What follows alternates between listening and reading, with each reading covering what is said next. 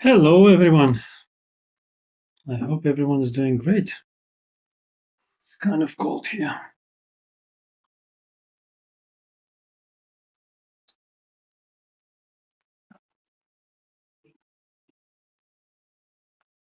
Alrighty. What are we doing today?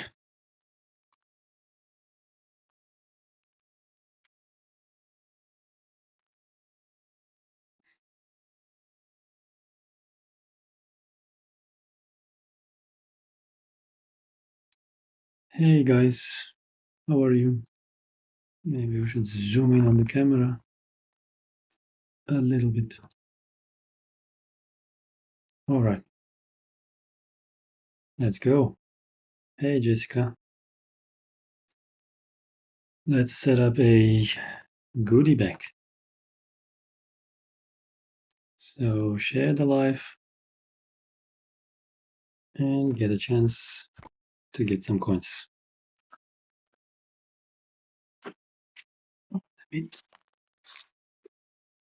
Let's get comfortable. Set up my iPod here.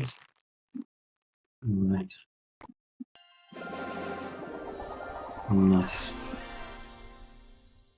Finally, I can hear the sounds on both the iPad and the stream.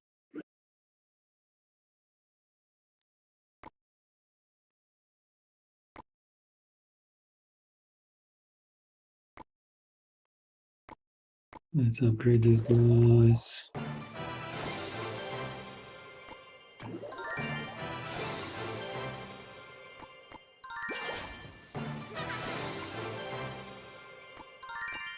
And this guy.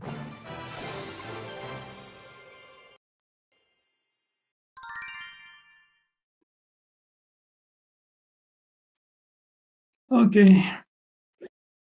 Let's go play. Oh, we got some new reward. 69 cards. Nice. Okay. And our clan is first. Wow.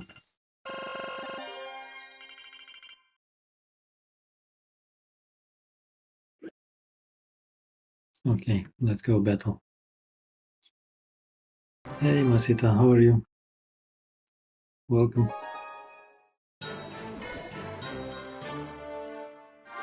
Let's see if we can win this guy.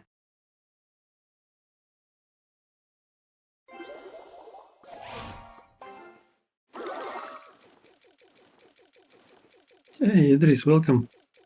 How are you? Long time no see. How is the holiday going?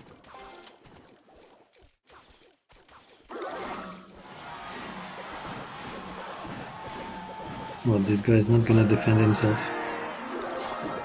Or is it a glitch of some kind?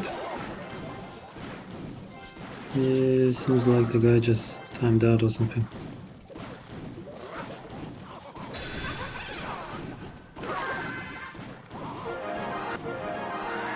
Nice, okay. That's a good first win, I guess.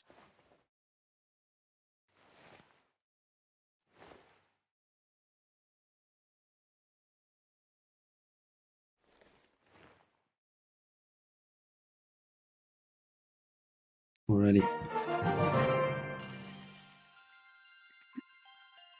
Thank you for sharing the live, Masita.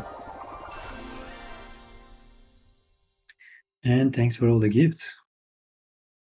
Thank you very much.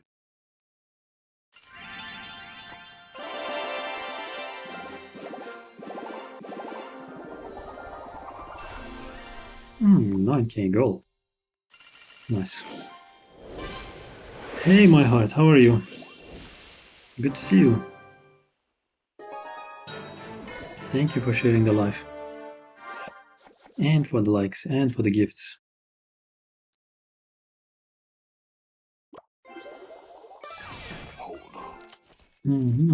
Oh, I don't like this guy.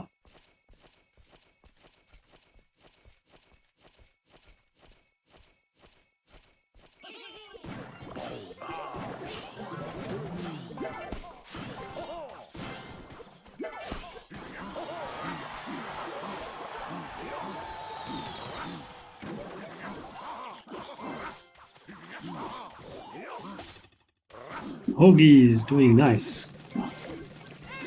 Okay, I don't like these guys. I don't like this guy.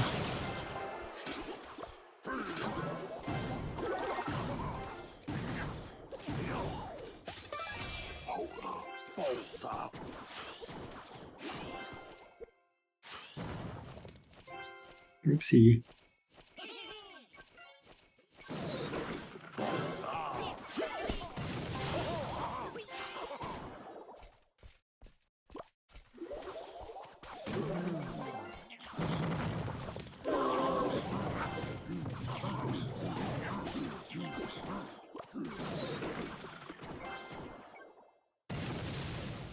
Okay, he defended nicely. Let's see. Let's go to the left side now.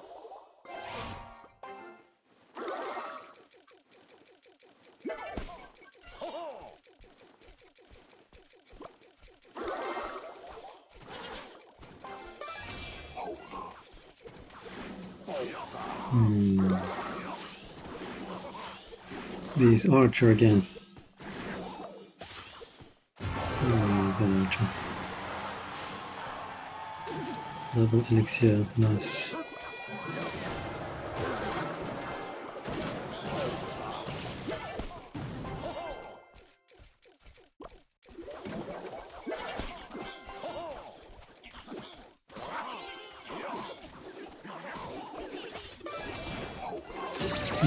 Why did I send the hogs?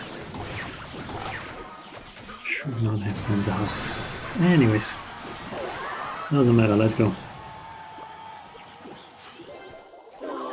We have to crush him.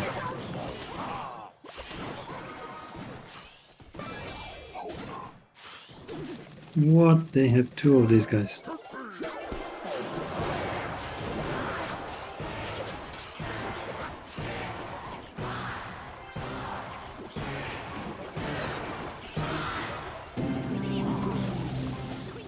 Sudden death, nice.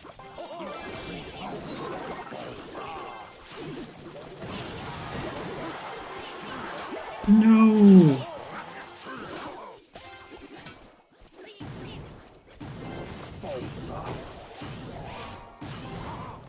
I should defend at all costs. Even a simple lock can be dangerous.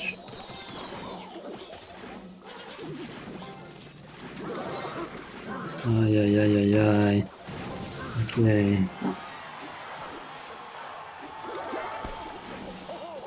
Not gonna get us. I should have sent them on the right side.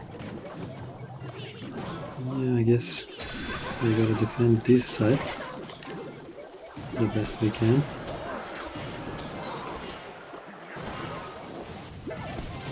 Ay, ay, ay. Anyways, I guess it's okay.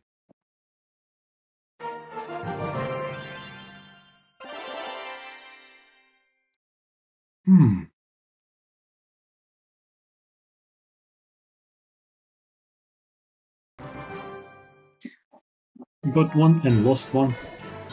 It's okay.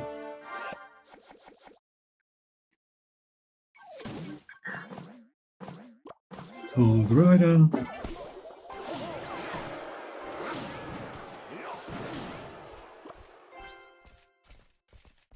Let's see.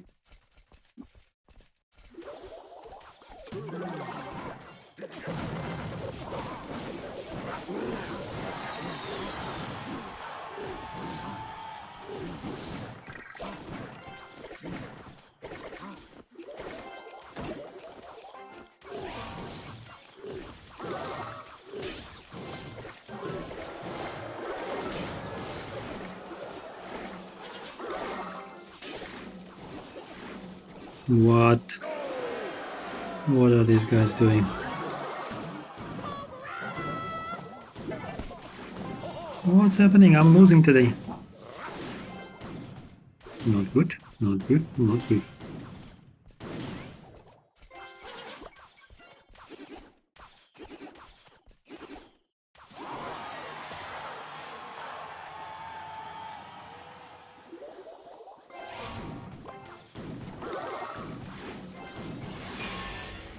Mm-hmm.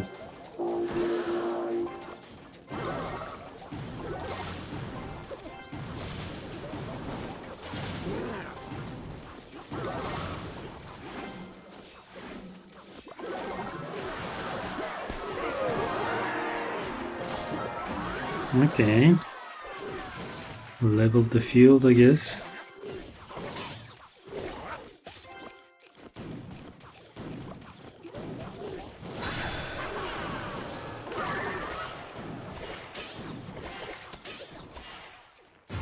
Okay, let's go get their second tower.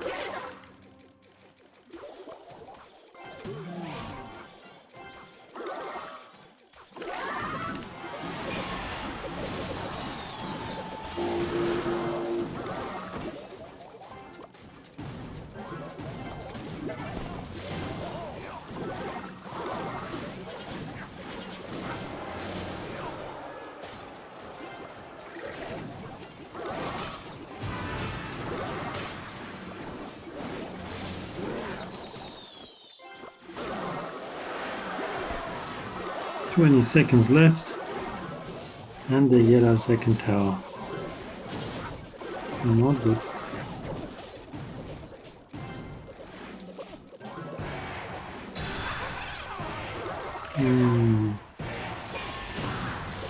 Not good. Okay, lost this one too. Oh, okay. Hey, Serene, how are you? I'm happy to be here. Not you.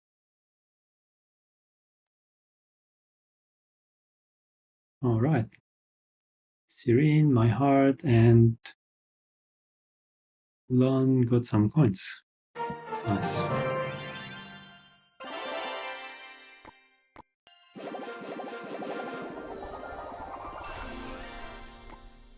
Firecracker. Do we have any upgrades?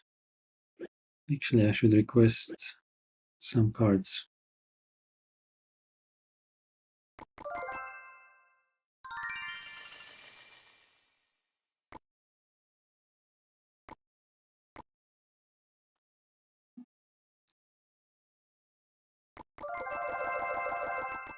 I can donate to these guys. And oh, I'm requesting the same cards. All right. Hey, Zabi. Good to see you. How's life? Long time no see. Get well soon. Don't be sick for too long. Set up another goodie bag in the meantime.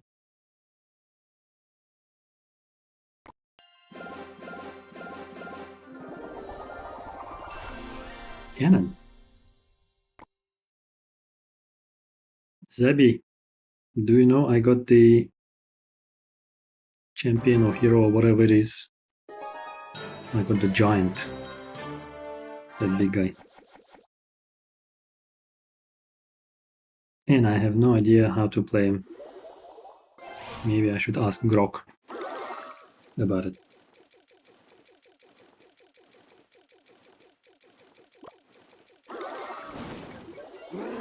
Let's go. Oh, Berserker. Oh, good.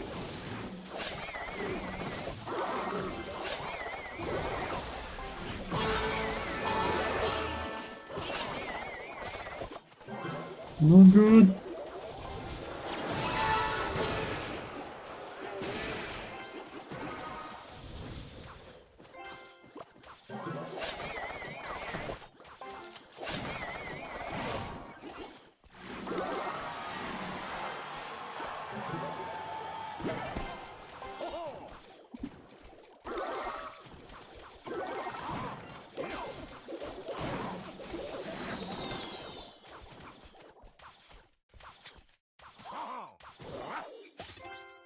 Mm-hmm.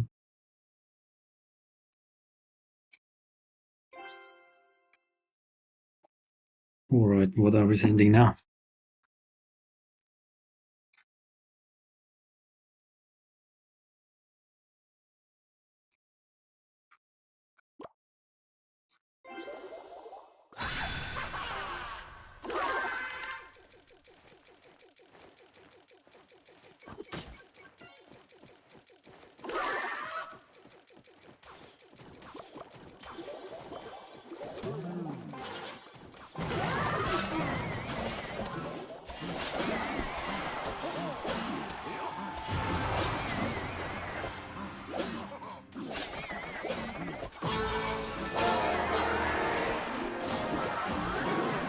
Ay, ay, ay, ay, ay, ay, ay.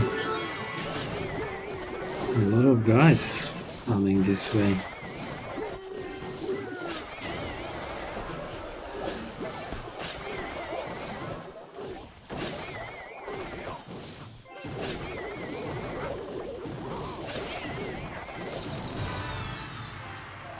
Okay, defended for now.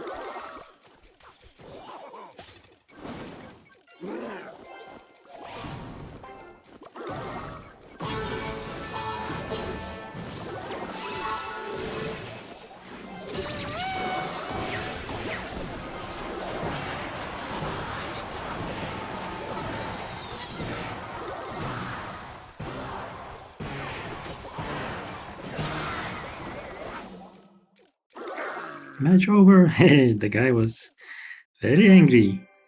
Never mind, never mind. Thank you for sharing the live. And let's see. Let's set up another treasure chest just in case. We are at 1,000 likes. I was actually thinking maybe, just maybe. Hey, Aichi, how are you?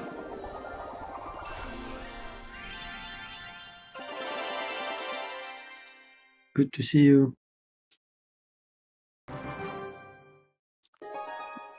Thank you for sharing the live. Thank you for the likes and the gifts.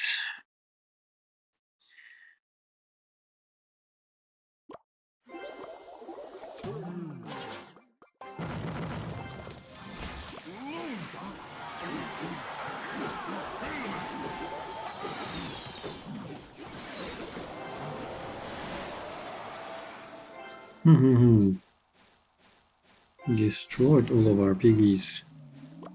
And this thing is coming here.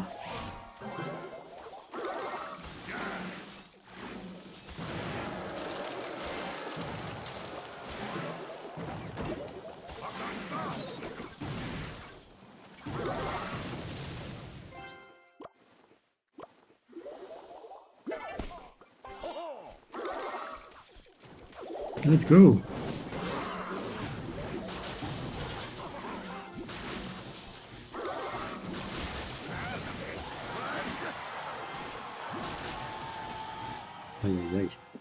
This, you can't hear anything. Wow, that is strange.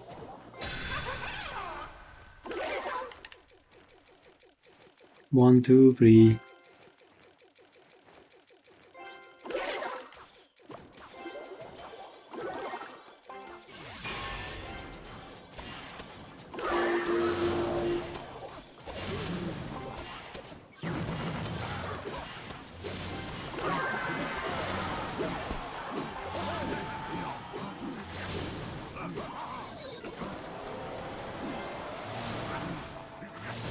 One, two, three. Hello.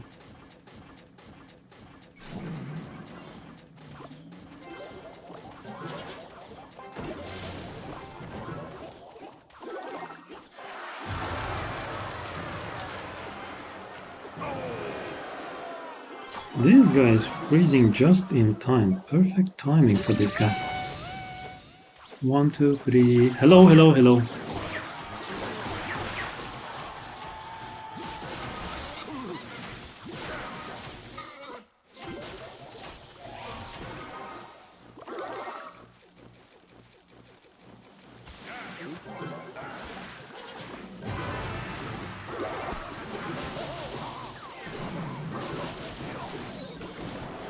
Oh yeah. Let me see if I can fix the sound.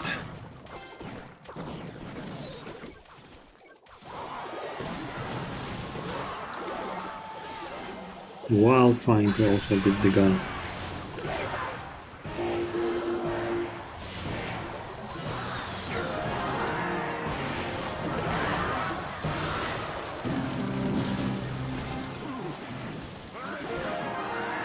That was a nice win. Okay. Let's see. Can you hear me now? 1, 2, 3. 1, 2. Hello? Yes? Okay. 1, 2, 3. Hello?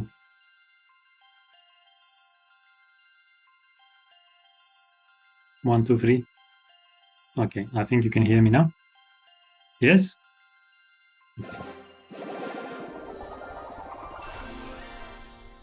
Hey, Timmy Tough Knuckles. Good to see you.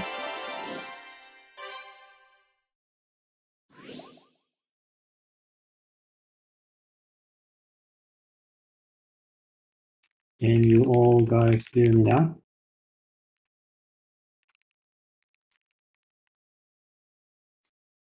Barely going through what you're saying.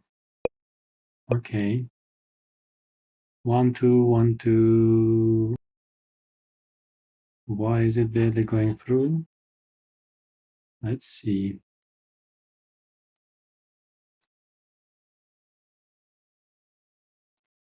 1, 2, 3.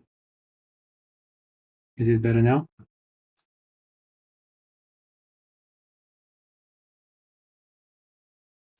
One, two, three. Hello. Should be okay now.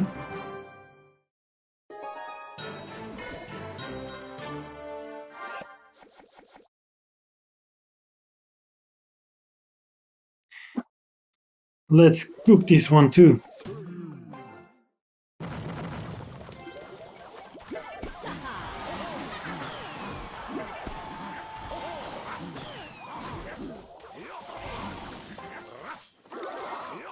Can you hear the iPad?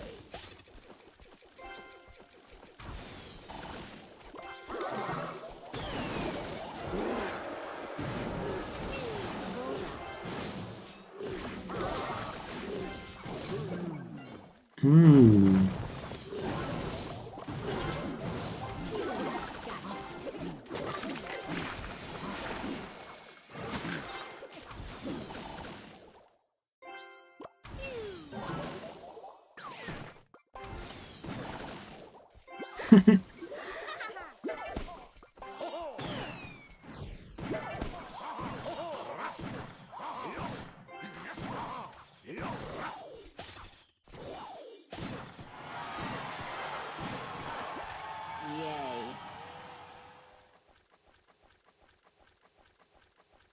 Oh, this lady again.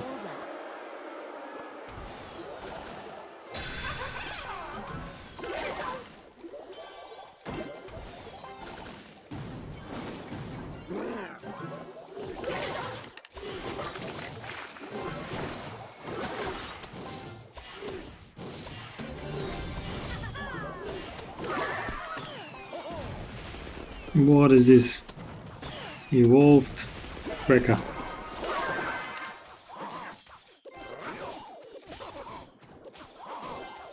Is the sound all good now? I hope. 60 seconds left.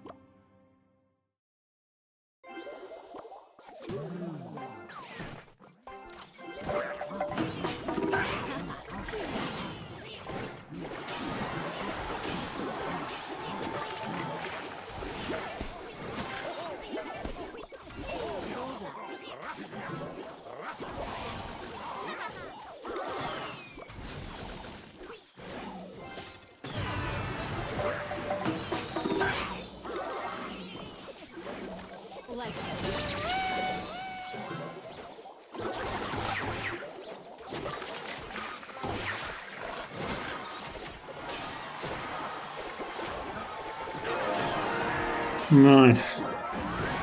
Okay, I think we got him. 8 seconds. We just need to defend for 8 seconds. Which shouldn't be too hard. Okay.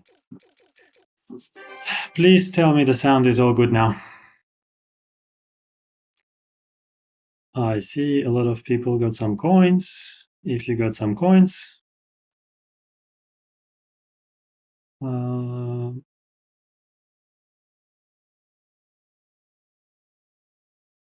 1, 2, 3. Is it better now?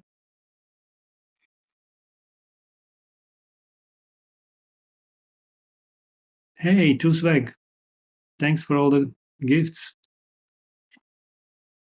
50% of live call completed. Guys, please let me know if the sound is all good.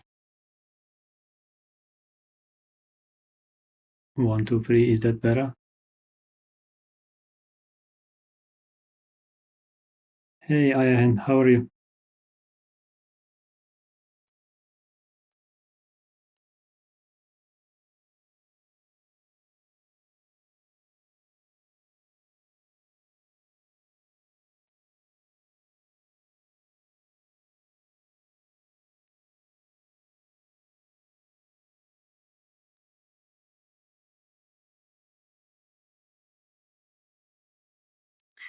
Good, good.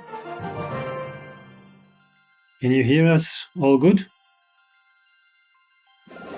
People saying there's a problem with the sound.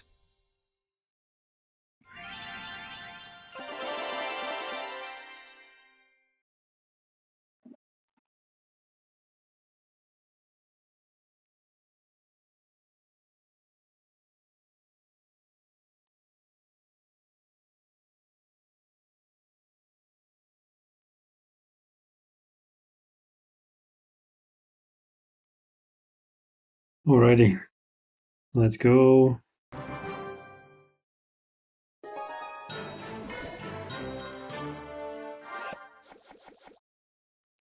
No, not going anywhere this weekend.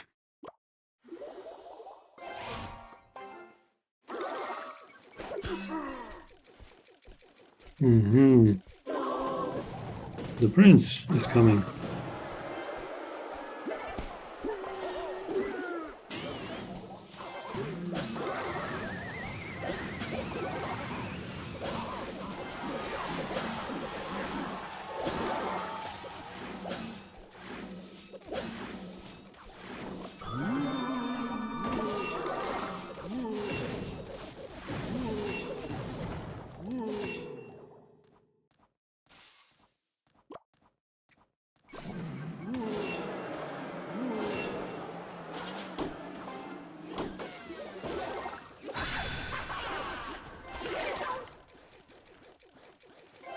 Alright, let's go. Bad signal.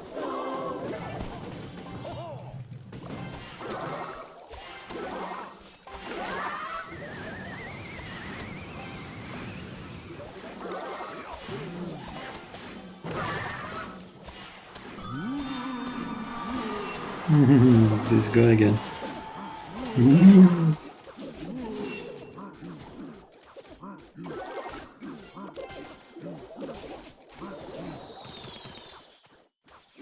Okay, minions are gonna take care of it. Yes. Beautiful.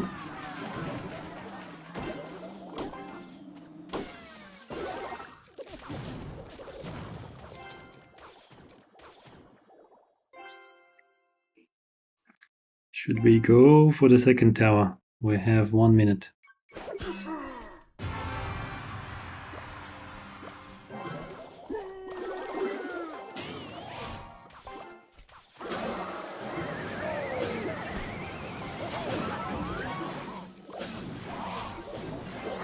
Oh, of course we should go for the second tower.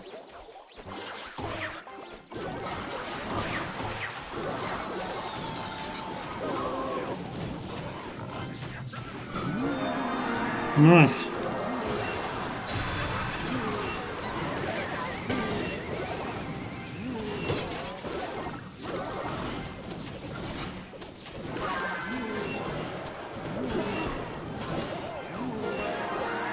Nice. Hey. Hi, Alex. Alex, how are you? Thank you for the roses. Thank you for the gifts. And let's go. Please join the fan club, Alex.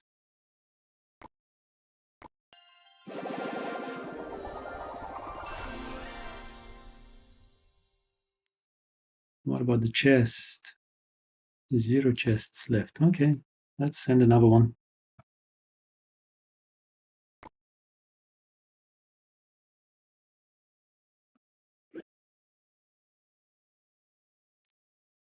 Daniel unlocked a new champion. Nice.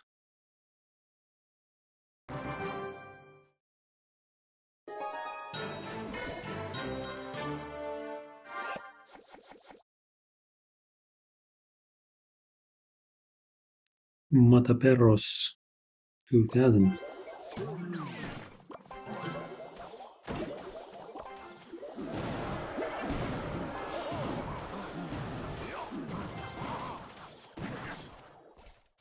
Okay. Took care of those guys.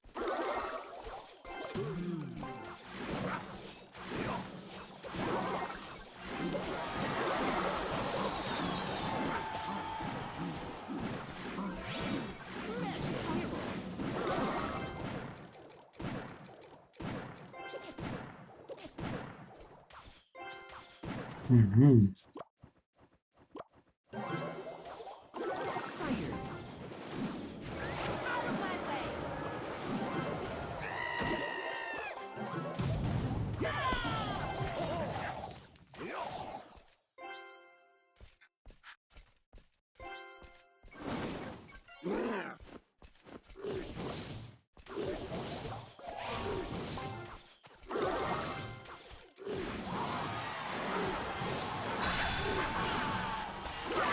Mm-hmm. They have a witch too.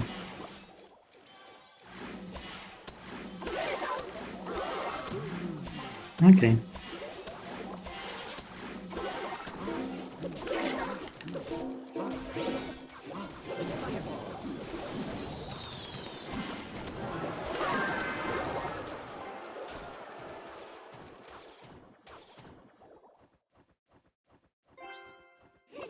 This guy's coming.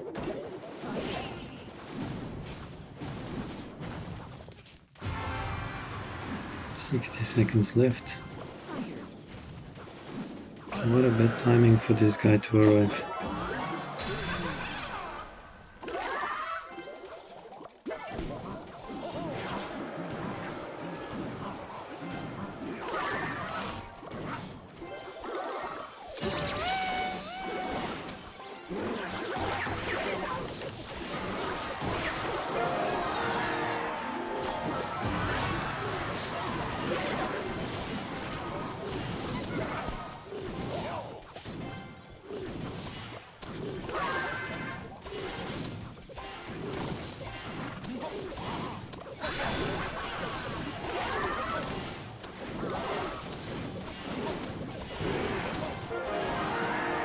Nice.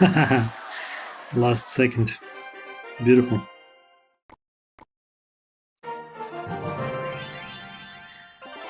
Alrighty. So the sound is still not working? Or what?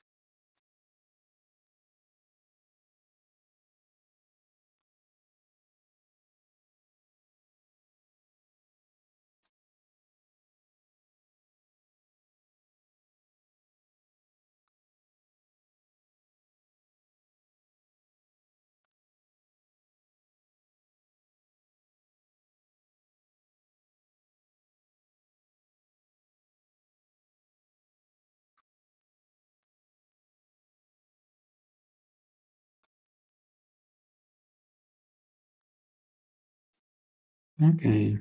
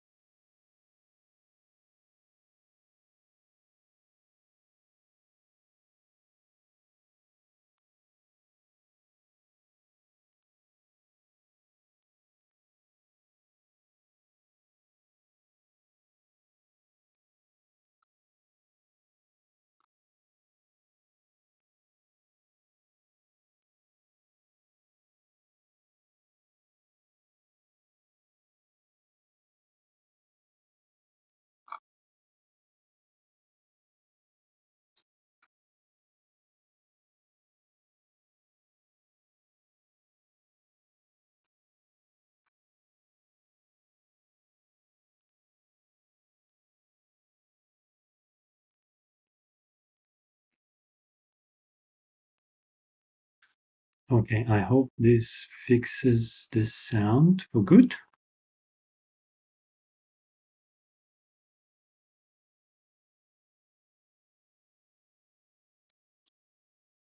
Let me know if issues persist. Now, where were we? Let's keep going.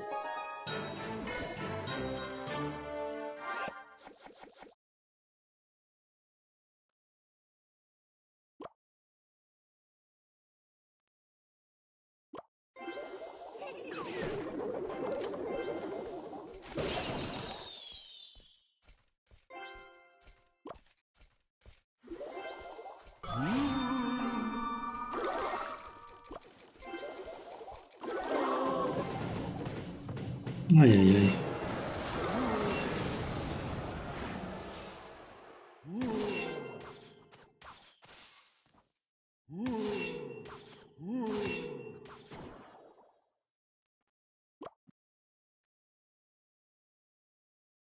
Let's go again.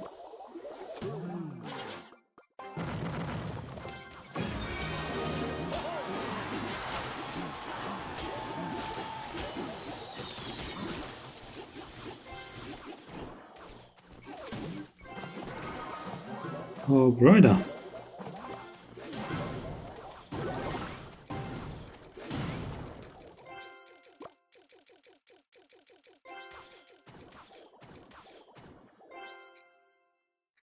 Mm-hmm.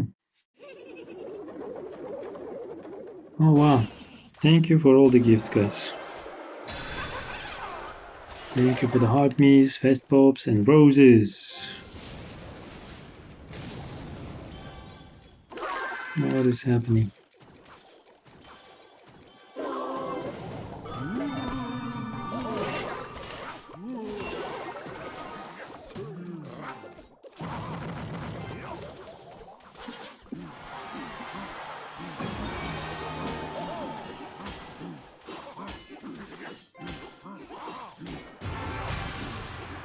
Ooh, champion.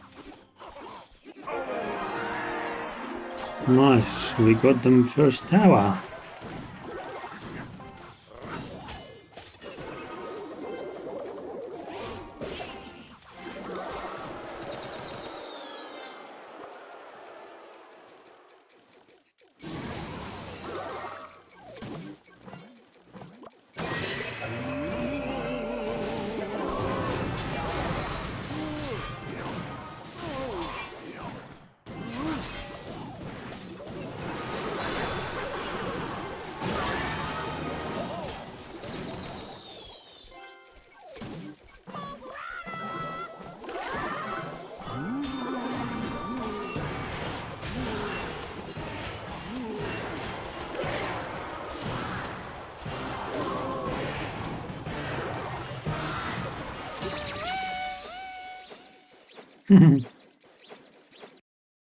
Yeah, we could get the second tower too, I think.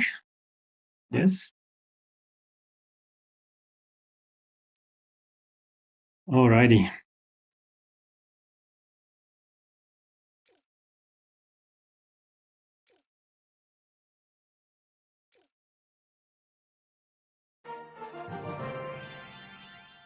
Sirinomar, thanks for sending the first rose.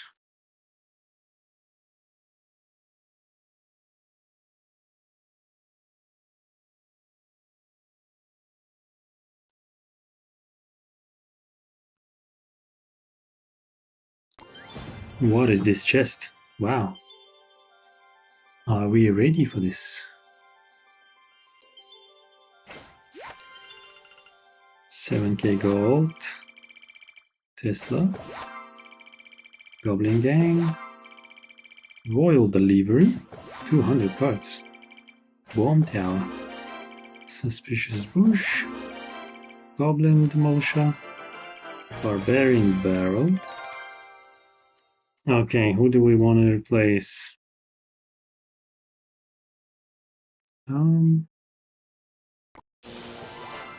Let's try these guys.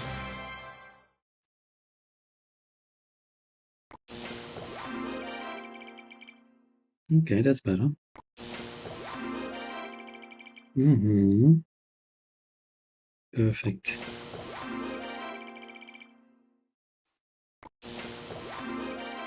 Oh, this is just perfect. Alrighty. Who else we don't need here? Skeleton dragons. Okay. Good. There was a nice chest. Let's go get some upgrades.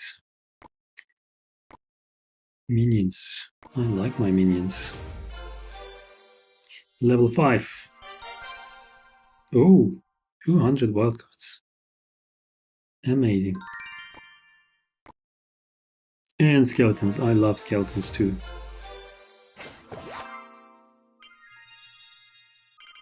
Beautiful. Let's get those upgrades.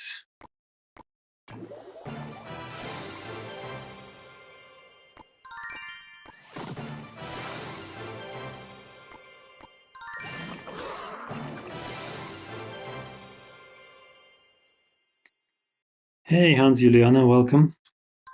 Thank you for the heart me's. Thank you for the gifts. Which reminds me, let's set up another treasure chest.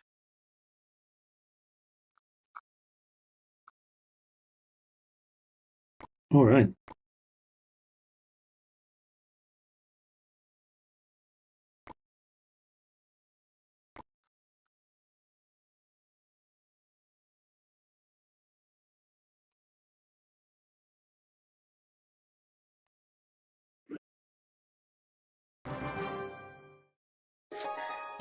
Let's go battle again.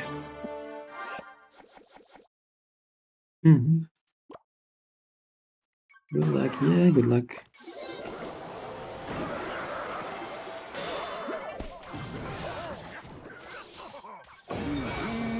What is that?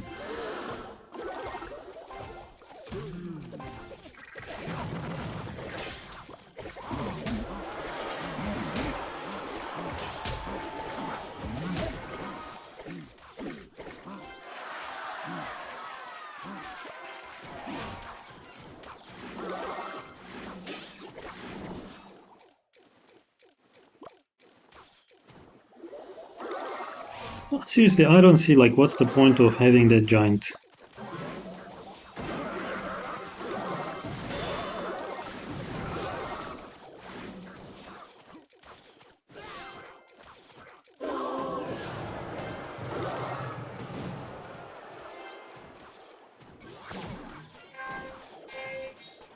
Okay.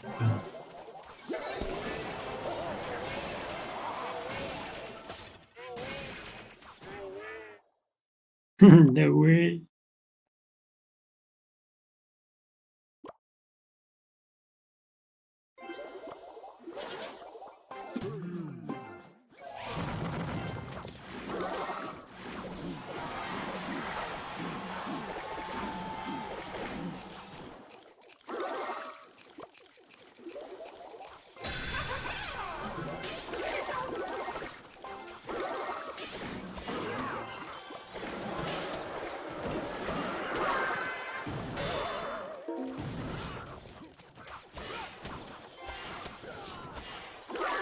Nice. The witch took care of them all.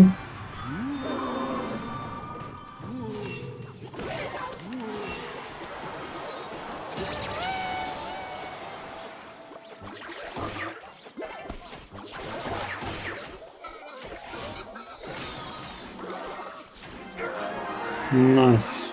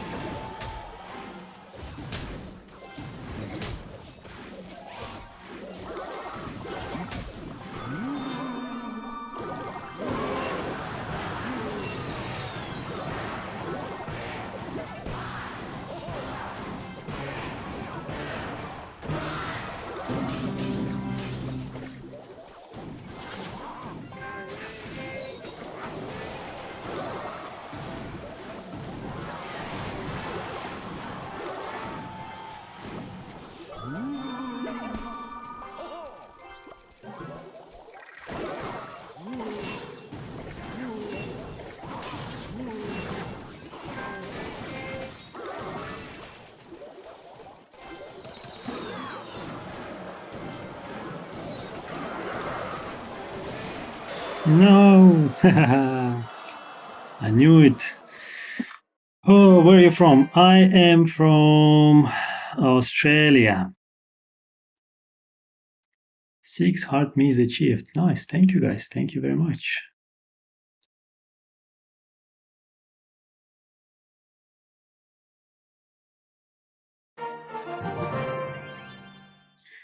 I'm from Adelaide in Australia. Unlucky. Yes. Oh, Firdaus. Welcome. How are you? Long time no see, brother.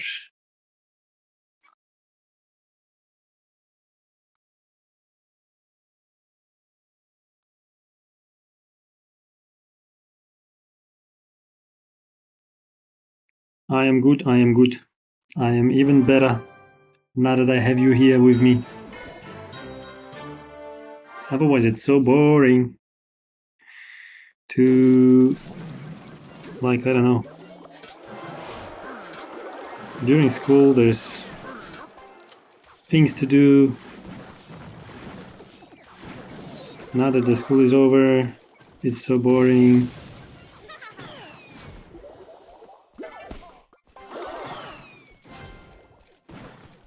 We should start setting up that Minecraft server. Seriously. Like, the sooner the better.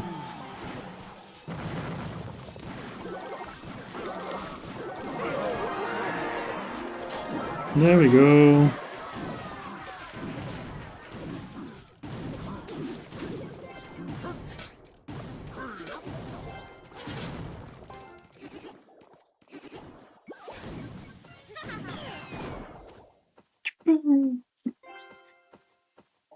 Yes, let's do the Minecraft server, bro. Let's have fun.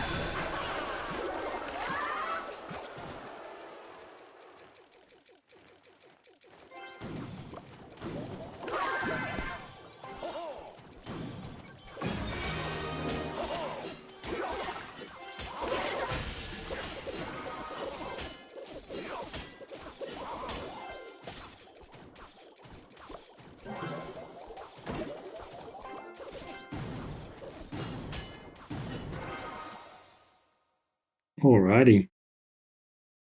Now we're gonna send these guys.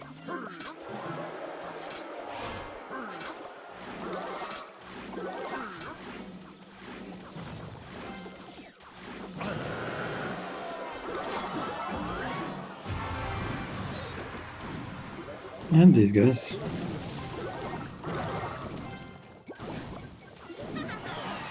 And these guys.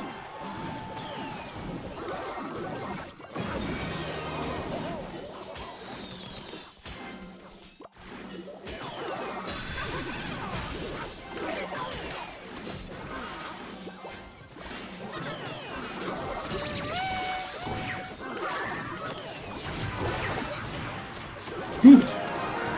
This guy is cooked.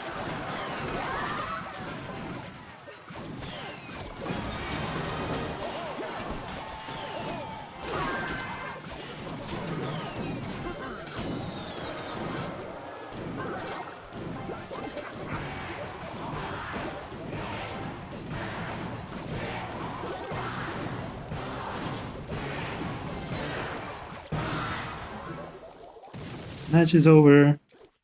Nice.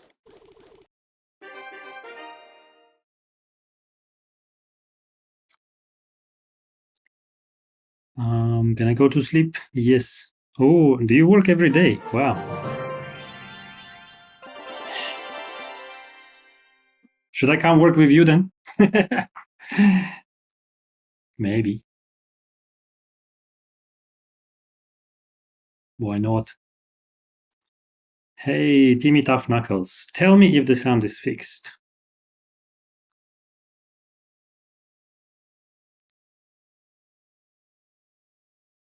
Alrighty. Treasure chest is empty. Nice. All good now. Let's go. Good to hear. How about the game sounds? Is the game sound good as well?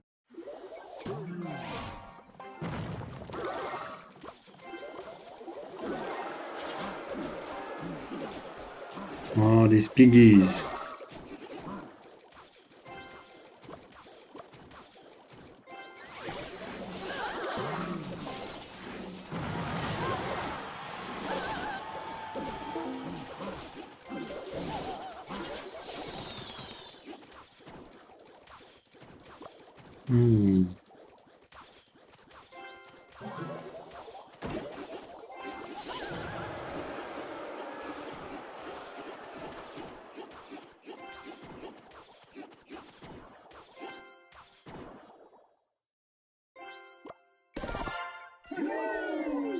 Oh my god. These guys. Should have put the skeletons in the middle.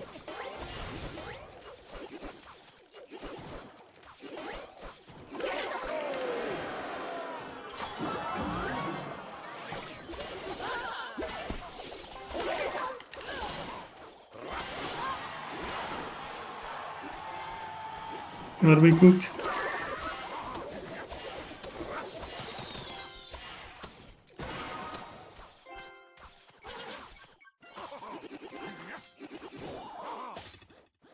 These flying guys again.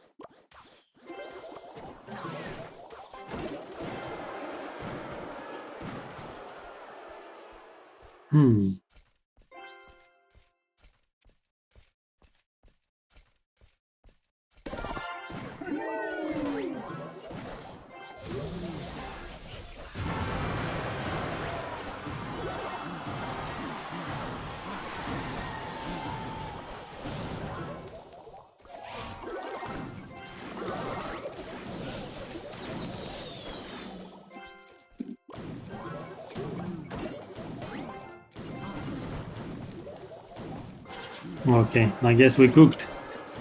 We are cooked. Absolutely cooked. Okay. Never mind.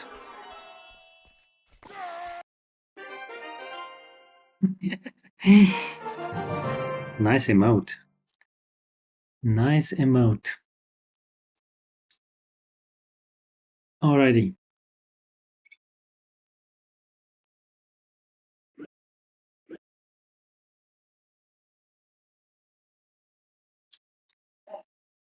Let's see. Hey, Emmett. You know what? Let's watch some video on YouTube. I'm just gonna drop the sound of the iPad a little bit.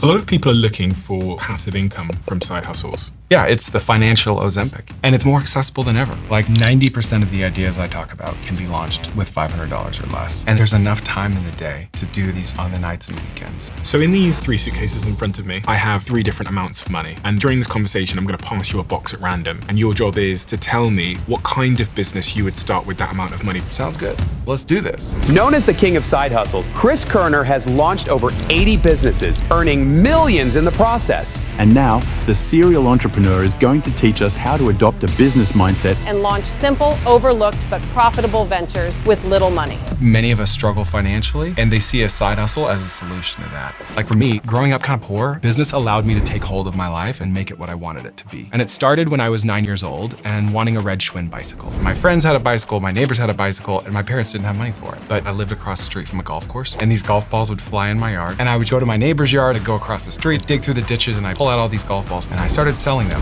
That was my first business. That taught me that business is approachable, and we all have ideas, but we usually don't do anything about it. Why? I think number 1, they're afraid of what people think. Number 2 is they don't have the tools, or they're not connecting the tools with the ideas. If we can get over those, the world is our oyster at that point.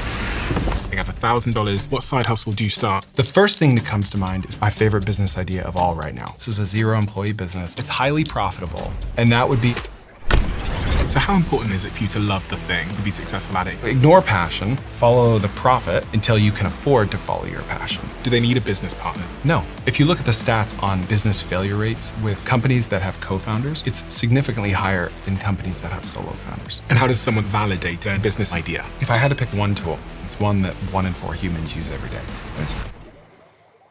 That's everything you need right there.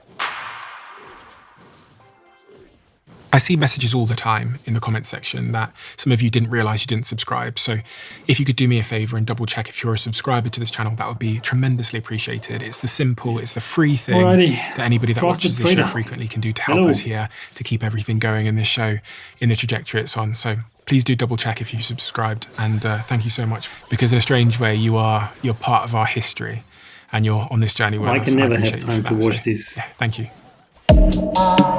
Podcast, so I'm like, okay, let's play and watch at the same time. Chris, who are you and what is the mission that you're on? I am a father, I am a husband, and I'm a serial entrepreneur. And I love talking about business and starting businesses and inspiring other people to do the same. Why? Business has given me everything. Growing up kind of poor, it was my outlet. It was my way of just kind of taking hold of my life and making it what I wanted it to be.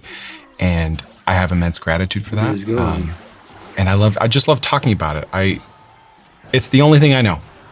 I can't talk to you about history or nutrition or anything, but when it comes to business, I just love it. And I want other people to love it as well. How have you made your name in the world of business? Because I've heard your name a lot recently. People call you the king of side hustles. Where has this come from? I think I just published my life on the internet now. I'm always testing and launching and starting businesses, but only over the last couple of years have I started publishing that. And I didn't try to be like the king of side hustles. That's not something that I've ever intentionally tried to brand myself as. But I think people see what I do as a side hustle and they call it that. But I think that anything is scalable. Any side hustle could be a multi-million-dollar business. We live on a planet with 8 billion people and we're all connected and anything can be scaled.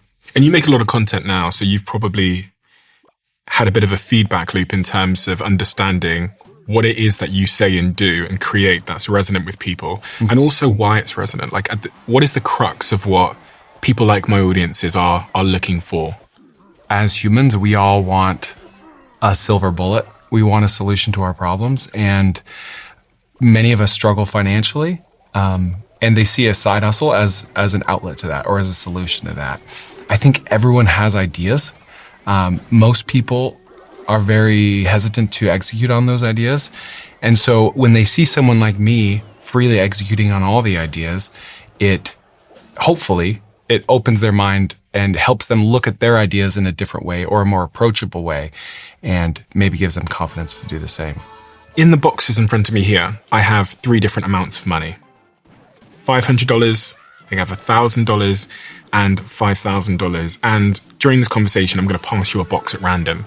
And your job is to tell me what kind of business you would start with that amount of money. Because I know my audience, many of them are interested in starting their own business one day. And I use specifically sort of low amounts of money just to make it as accessible to them as possible. So we will do that at some point. I'll pass you the boxes. You give me 3 business ideas. You'll start with $500, $1,000 and $5,000. But I want to get a view on you and the businesses that you've started and the variety of success you've had. So can you give me an overview? Yeah. So I was 9 years old, living in Utah, and I lived across the street from a golf course. And these golf balls would fly in my yard. And I don't know what gave me the idea, but I started selling them. I just wanted money for a bike. I wanted this Schwinn bicycle, and it was red, and my friends had a bicycle, my neighbors had a bicycle, and my parents didn't have money for it. And so for whatever reason, I connected that white golf ball in my grass with money. And I would go to my neighbors' yards, I'd go across the street, I'd dig through the ditches, and I'd pull out all these golf balls, I'd wash them, and then I put up this huge piece of plywood in front of my house that said golf balls 3 for $1. And that was my first business. And at the time, it was just normal. It was natural. I didn't know any different. And now I have a 9-year-old, and I was 9 when I did that. And we live on a busy road today. I lived on a busy road then. And the thought of him negotiating, haggling with grown-ups wearing polo shirts on our doorstep is unfathomable. But that's what I was doing. And that planted the seed. That kind of taught me that business is approachable. Preferably, it's approachable. Approachable and scalable can be the same thing. They don't have to be at odds with one another. So, And how many businesses have you started since then? I lose count. I have a spreadsheet, but it's at least 80. Nice. And what's You got 'em all. what are the outcomes been? How much money have you made? How has that changed your life? What freedom has that given you? Yeah. So cumulatively, all of the businesses have generated low hundreds of millions of revenue, low tens of millions of profit. But on a real number basis, the majority of them have been abandoned or fizzled out or failed, or there was too much opportunity cost, so I pivoted to something else. It's just a numbers game. And how has that changed your life? What does your lifestyle look like? My life is awesome. We built our dream house in our 20s. We had all 4 of our kids in our 20s. We travel a lot. I've been married for 17 years. We're a very close family. We take a lot of trips. We live in a good school district, but my kids go to public school, and we have everything we need and more, and we're very grateful for that. What is the sort of underpinning mentality that's required for someone to be successful at starting businesses in the way that you started them, starting these side hustles at volume and seeing success? Is there like a foundational mentality or personality or character trait required before we get into the tactics? Yeah. I should say that the pain of your problem needs to be greater Almost got than that. how much you care about what people think about you. It needs to get to that point, because by far that is the biggest roadblock to success, is people caring too much about what people think about them. And so they don't want to do the thing, or they don't want to talk about doing the thing because some random person from high school follows them on Facebook and might comment something, right? Which is really silly, but I've been there. I get it, right? If we can get over that, if we can just flip the switch in our brain that says people are thinking about me, people are caring about me, and just switch that to off, we'll win, right? Because the world is our oyster at that point. And in terms of where we sit at this moment of time with technology, with AI, with fast internet, with mobile phones, do you think this is the best time for people to start something, to start a side hustle or to try? Every day that goes by, the timing gets better for people, right? Things are getting more competitive, but there are more tools than ever. 10 years ago, if I wanted to start a business, and this is like the internet's in full swing, social media's in full swing, I probably had to spend a lot of money or move to San Francisco or raise venture capital. That's like, I would love for you to try to convince me. Try to give me an idea where you have to raise money, or where you have to go all in, or where you have to quit your job. It doesn't exist. With all these AI tools, software tools, you can make a website with one prompt. You can make an app with one prompt. You could post to Facebook Marketplace and have hundreds of inquiries within an hour. You could post Facebook ads. You could go to Craigslist. Like, you could put a sign up in front of your house. You could go launch a survey to people. Like, there are so many tools for testing and validating and experimenting with these concepts that it is more accessible than ever. Why don't people? I think number one is they're afraid of what people think. Number two is they don't have the tools, or at least they're not connecting the tools with the ideas, right? They'll use Facebook Marketplace to sell a sectional, but then they won't think to use it when validating their woodworking idea, right? Nice. They're just not connecting the dots. There's too many tools in a sense, so we don't know how to tie them all together. They also probably don't know, like, how much the law of abundance is a real thing, right? People think business is a zero-sum game. What does that mean? Well, they think that things are oversaturated. They'll have an idea for a product or a service, and then they'll get really excited, and then they'll go Google it, and then they'll see it exists, and then they'll move on. And when I do that and I see it exists, I'm like, yes, this is it. Someone went to the front.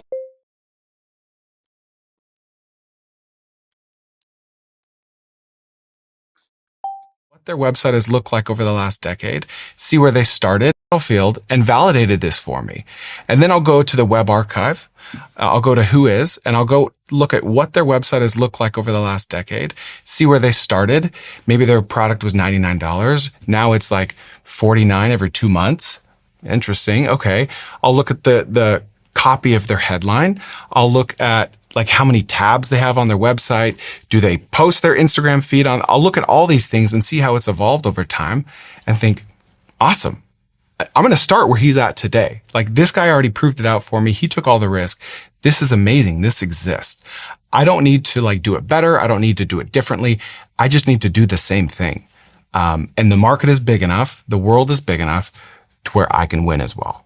You said Web Archive. What role does Web Archive play? What is that for anyone that isn't familiar? And how do you use that? Yeah, it's just a tool that shows snapshots over time of what a website looks like, right? The goal, if we're just like copying and pasting a business, even if we had the original idea ourselves, when really there's nothing to be ashamed of. Like we don't want to steal their intellectual property or their logo or anything, but copy what's already working. People don't think that that's a thing because they think if I copy a business that's already working, then I'm not going to get any customers because this existing business has all the customers. Mm-hmm. But it's interesting. I had someone on the show where they talked about how some of the greatest entrepreneurs in the world basically just copy 95% of the blueprint. I think it was Walmart. I think he was talking about Walmart, but yeah, they copied other like regional grocery chains. Mm-hmm. Copying as a strategy. Yeah. Have you done that? Oh, absolutely. Give me an example. Okay. Well, I had a phone repair business when I was in college, 2010. And I got a call one day from someone that said, "Hey, Chris, I want to buy all of your broken iPhone screens. Do you have any broken iPhone screens?" "Sure. We don't throw them away because we think it's bad for the environment. We just have a box of them. How much will you pay me?" $3 a piece. "Why? What? Why will you pay me $3? It's just broken glass." And they said, "Well, there's actually a way of remanufacturing these. We can send them to China. We can remove the broken glass, put new glass on them, and then we can resell them as a remanufactured unit." And that was just like a light bulb, right? So most people, I think at this point would say, yeah, where do I ship these? But I was like, I need to be in that business. I want to copy that guy who called me, right? Now, I don't know what his website was. I don't know what the name of his business was. There was no web archive at the time to look at. I just wanted to copy the business model because I thought this is going to be a thing. I'm in the industry. I know the industry. I'm going to do this as well. So we did 2 million the first year, then 5, and then 9. And then we exited a few years after that. It's interesting. But, you often don't think that everyone's in search of a new idea. Mm-hmm. And it's tough to find new ideas. Yeah. Like I think, was it Einstein that said there's no such thing as a new idea? Sounds right. But you have an orientation just to look at existing models and to replicate them. Do you put a spin on it at all? I'll develop my own spins over time, right? Because we're all a product of our environment. And so in the case of this business, I started copying exactly, right? I went and found people in China. I just went to Alibaba. I messaged a ton of people that sold iPhone screens. And I said, "Do you recycle? Do you recycle? Do you recycle?" And like 5 or 10% of them said yes. So then I shipped them samples and then they shipped me some back. And then over time, I started like taking some marketing principles from previous businesses like Facebook ads, cold calling, and I started applying them just because I didn't know how this other competitor was finding success. I knew he was cold calling and that was working. That's all I knew. Remember, I didn't even know the name of his business. And so over time, you start using your previous experiences to apply these tweaks to the business and to make it your own. But if you do that right at the outset, right? Like if I got a call and he said, "I want to buy your broken iPhone screen," then I said, "Okay, I'm going to do that, but I don't want to just sell iPhone screens. That's lame. I'm going to do Samsung." Ooh, right? new arena, nice. Pretty good chance there's not even a market for that, or there's not even a method for that. And because of my ego, my pride, my unwillingness to just copy what's already working, I wouldn't have that successful business in my back pocket, right? Mm-hmm. So if you do twists in the beginning, it's kind of like I'm kind of thinking of an analogy. Like if you're on a long road trip and you start taking detours early on, or if a flight is on a flight path and he starts like getting off track just a little bit at the beginning, he's going to end up hundreds of miles away from his destination. But if he starts making tweaks along the way, then he'll be much closer to where he would have been anyway. Mm-hmm. And you might reach a better destination with some of those tweaks. Because you're blending it with your experience, what you know better than the person that you're copying. And so it's important to copy the model exactly at the beginning, because you're also going to learn what it is about that existing model that works. Yeah. And therefore what you can iterate on, change, expand. If you didn't, then you might miss something. Exactly. Because so often I've made the mistake of looking at another business and saying, oh man, why are they doing that? Why are they charging like that? Why, like, they're charging all these different things. That's so confusing. I made this mistake. I had an e-commerce fulfillment business where brands would send us all their products. We had this big warehouse and we would ship all of their stuff out, right? And I was like, why do they have storage fees? Pick, pack, and ship fees. They charge fees for tracking their expiration dates. They charge extra fees if there's 5 items in a box versus 4. Like, there's so much friction there. That's so messy. Like, we're going to make this simple. We're going to just one flat fee, no storage fee, and that's going to be our differentiator, right? And then over time, over the course of months and years, we learned, oh, storage fees. It's because sometimes your customers go out of business and then you're left holding the bill and like your storage costs are actually very high, but there's nothing to pass on. Oh, pick, pack, and ship fees, because you learn all these things and you're like, okay, I wasn't like this genius that had an MBA. Wow. I was just like trying to put my own spin on it because I thought I was smarter than that business owner.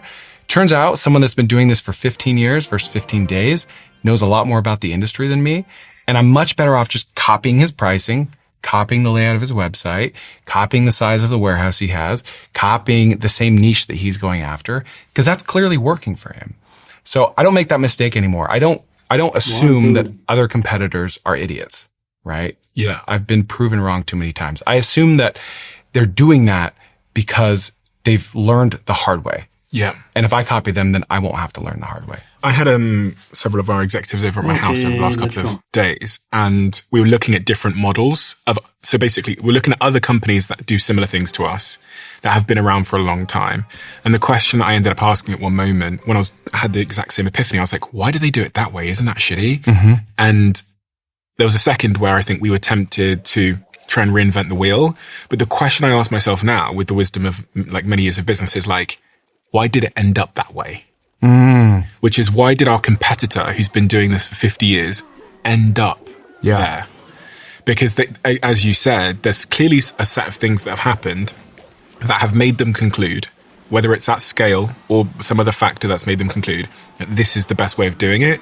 And just like you, I've been wrong so many times where I've thought, oh, they're just idiots. That's why they can't see this obvious thing. But actually their model is stress tested in the market much more than mine is. So maybe I should put my ego aside and at least start how they start, as you said, which I think is really important advice. Yeah. Well, there are times when a company just keeps doing something because it works. Yeah. And so they don't take the time to test something that works better, right? Yeah. But it's almost impossible to guess what that is, right? Like if a clothing brand is growing their business entirely through Facebook ads, and they've just never tried Google ads, maybe Google ads could convert twice better, right? But I don't want to guess that. I just want to start with Facebook ads, and then I'll still take 5% of my budget and start testing other concepts. But 9 times out of 10, I ended up just coming right back to Facebook ads. It got me thinking about how in business, basically everything, again, speaking broadly here, can be put into one of two categories. Either like old problems, where thousands of people have come before you and the same solutions and same thinking is still relevant. And then new problems. You know, things like AI have created a set of new problems, new opportunities as well. And what I tend to find is that like 95% of the things in business are like old problems, like hiring, cash flow, how finance is done, legal, all those kinds of things. And when you're dealing with an old problem, expertise is usually the answer, which is like find someone who knows, or hire someone, or mentor, or whatever. And then you have these new problems where there is no blueprint in our industry. It's a new challenge. So experimentation is the answer. Does that like broadly hold in your mind? Oh, 100%. Yeah, I like to say test everything except drugs. Hey, Ivan. Like we're always testing. You won. It's the basis to everything we do. Chest. But do you test when it's an old problem? Can you give me an example? So, like things like cash flow management, Let's go to the hiring principles around like probation and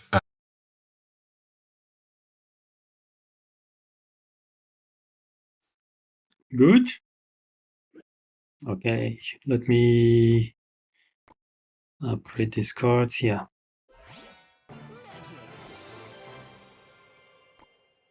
And more. And more. I was just watching video because no one was available on the live. Oh. Or we can continue watching video if you want.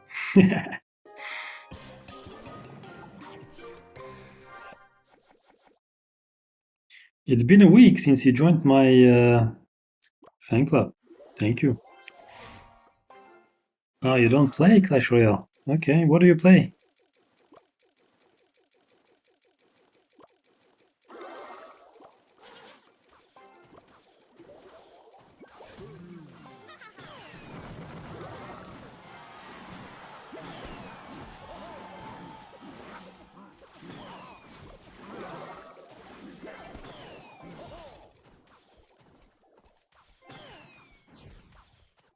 Roblox and Mobile Legends. I don't even know about Mobile Legends, but I did hear a lot about Roblox.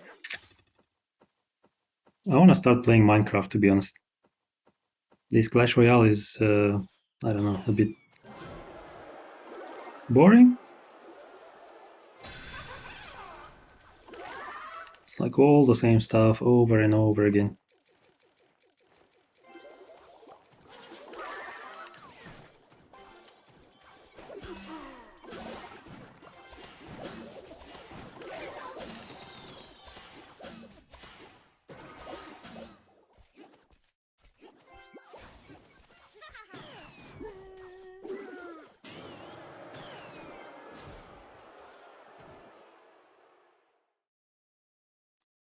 Oh, used to play Minecraft 24/7. Wow. And you should know a lot about Minecraft then. I'm just looking for some chill game that I can play, you know, because the original idea behind these live streams was for me to teach stuff while people watch. And I think maybe Minecraft could be a good option for that.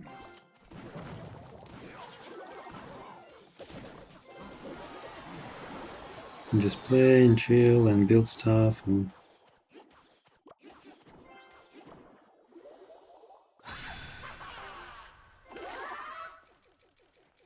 yeah, it looks like.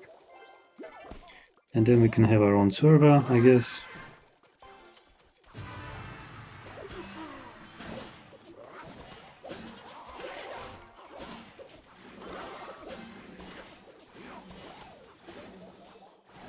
Let's go, let's finish this.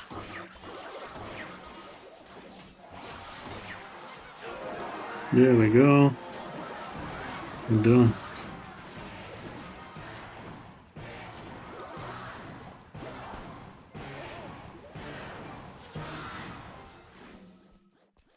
Hey, easy MB Rag.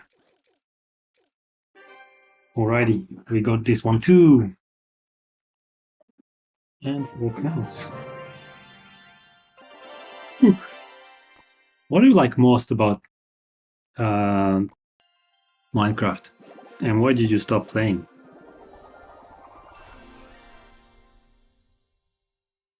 And the main question, is Minecraft better or Roblox?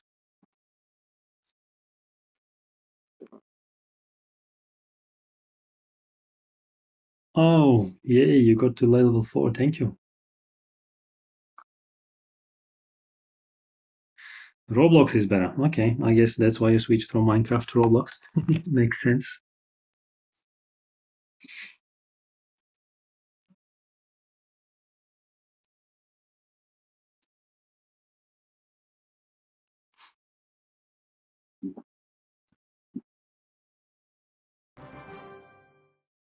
Do you just play existing games or have you tried making your own games on Roblox?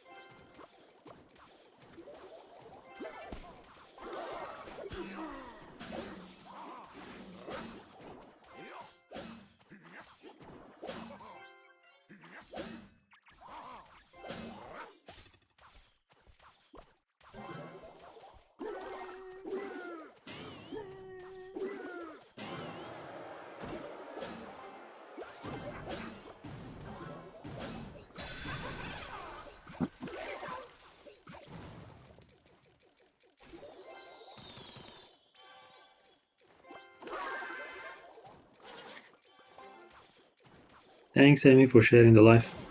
Clash Royale, I wouldn't say it's too much fun, to be honest. It's like grinding and grinding, so yeah.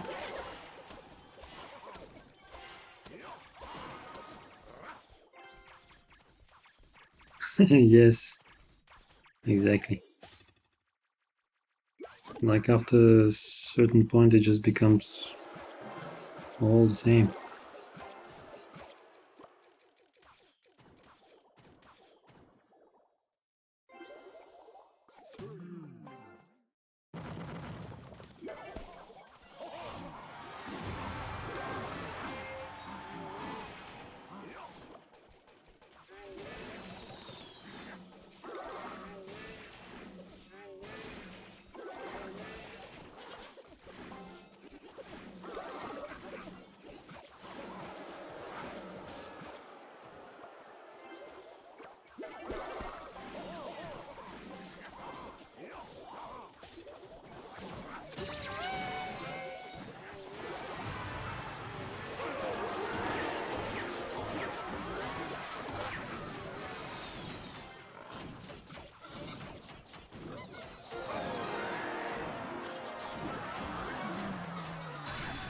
Yes, you are done, mate. Finished, cooked, over.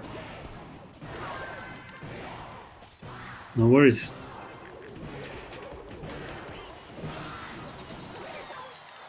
Match over. Don't bother talking. Welcome. How are you?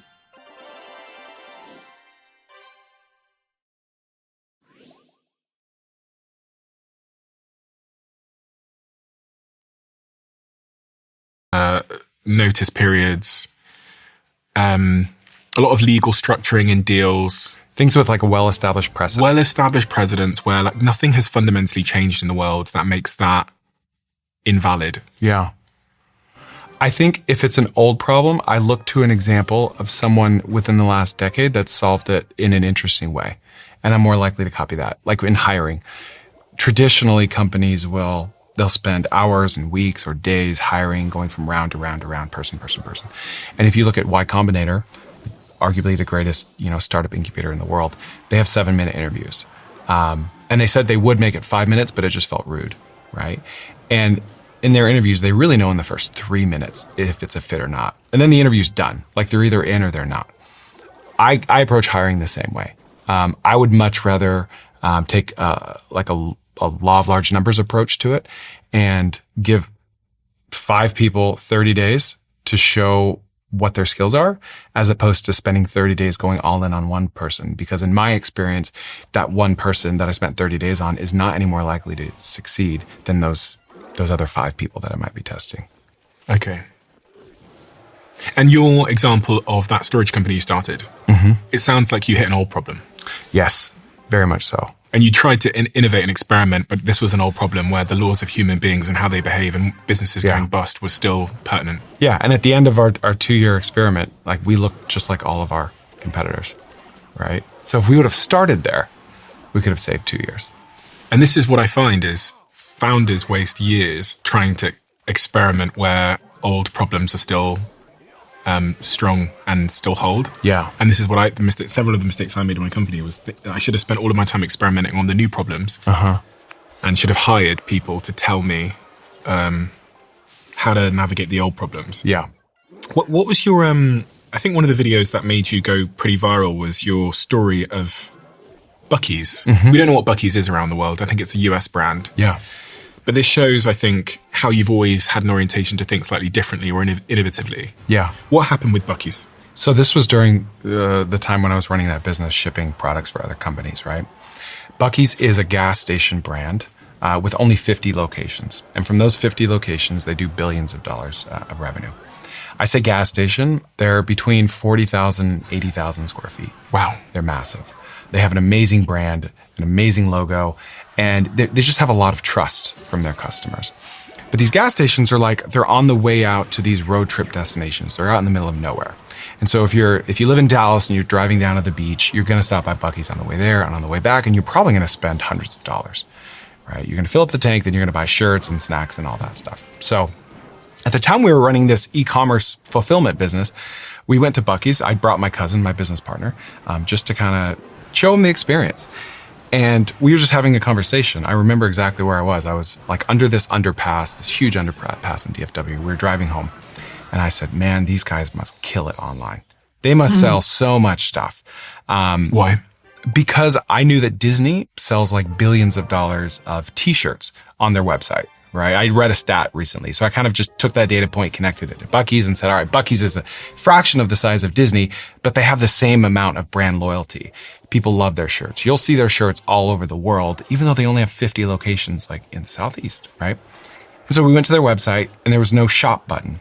There was no place to buy their stuff. And I was just like all the light bulbs were going off at once, right? It was like, oh my gosh, okay. We need to reach out to them. Like we need to bring them online. I just had all these ideas, and my cousin is much more balanced than I am. He's like the operator and I'm like the ADHD crazy guy, right? So his role is to like calm me down, and he's very good at that. But I just couldn't be calmed down from this. I'm like, no, we got to do something here. We're going to buy one of everything. We're going to hire a photographer to take pictures of it. We're going to launch our own Buc-ee's online store, and we're going to try to go viral. Like it's viral or bust, right? If we don't go viral, then I'll just be eating these unhealthy snacks for the next 3 years of my life. And so we did. We bought one of everything. It cost thousands of dollars. I brought all 4 of my kids, and we brought it back to our warehouse. We took pictures of it. We launched a website, and I emailed all the reporters I could find. And one of them just loved the idea. He ran with it. And so he reached out to Buc-ee's for comment because they wouldn't respond to my cold emails. I wanted to launch this like with them in tandem, but who am I? They didn't care about me. And I don't blame them. And so he wrote this big article about me. Millions of people read it. All these other news outlets wrote about it. And we did hundreds of thousands of dollars in our first 30 days organically from that. How did Buc-ee's feel about that? They wanted us to make some key changes to the website. They wanted us to like basically put disclaimers everywhere that said we are not Buc-ee's, we're not affiliated with Buc-ee's. They wanted us to change the name. It had the word beaver in the name. That's their mascot. They didn't want it to be confusing at all. So we made all those changes, and then we got like the unofficial thumbs up from them. They said, we're not going to sign anything, but like you have our blessing. Have fun. And did that website make you a lot of money? Yeah, it still is. It's been 5 years. We still own it, 100% of it, and it's going great. And it's made you millions? Uh-huh. What can someone listening take from that in terms of applying that to their own life, finding opportunities like that out in the world? Or is that just a one and done? Is there only one opportunity like that? Okay, so specific, I get asked that question a lot. How could someone do that with another brand? I don't know. If there was another brand out there like that, I would be doing it, right? Trader Joe's is similar, Daniel, but they're very litigious. I think that was kind of lightning in a bottle for that particular experiment, as in launching an online brand for an in-person business, okay? But people should not be disheartened hearing that, because on a macro level, like people should take their curious ideas very seriously. They need to shorten the amount of time spent between having the idea and doing something about that idea. Why? Because that will strengthen their bias reaction muscle, right? We all have ideas, some of them good, some of them bad, on a regular basis. We usually don't do anything about it. It's just a passing thought, right? Whether it's a business idea or a hard conversation I need to have with something, any idea, right? But the more we shrink the amount of time between doing something about that idea and having that idea, the more often we'll do that. And it becomes this self-perpetuating snowball that just compounds. And then before we know it, we'll get more ideas. We'll do more about those ideas. We'll be testing things. We'll be learning tools. We'll be experimenting, and we'll have a whole portfolio of businesses. Is there something in your mentality or perspective, though, where you walk into a Buc-ee's and you even think about how you could do something, whereas most people walk into a Buc-ee's and buy their stuff and leave? Like, is there something foundational in the way that you're looking at the world? Yeah, but I don't think I'm any different. I think a lot of people have ideas like that. Like, you walk into a Buc-ee's and you see something about something that could be improved, and people have these passing thoughts and they move on. I think that you become an expert at doing something about those ideas when you do something about those ideas. You get better at what you do, at what you test. Because you've built up some kind of muscle, which means that you don't really care about, it seems, failure as much as the average person. And also, in that particular case, the average person might think, well, I've got no experience in doing that. No one has any experience in anything until they do it, right? Like every expert started out as a beginner, right?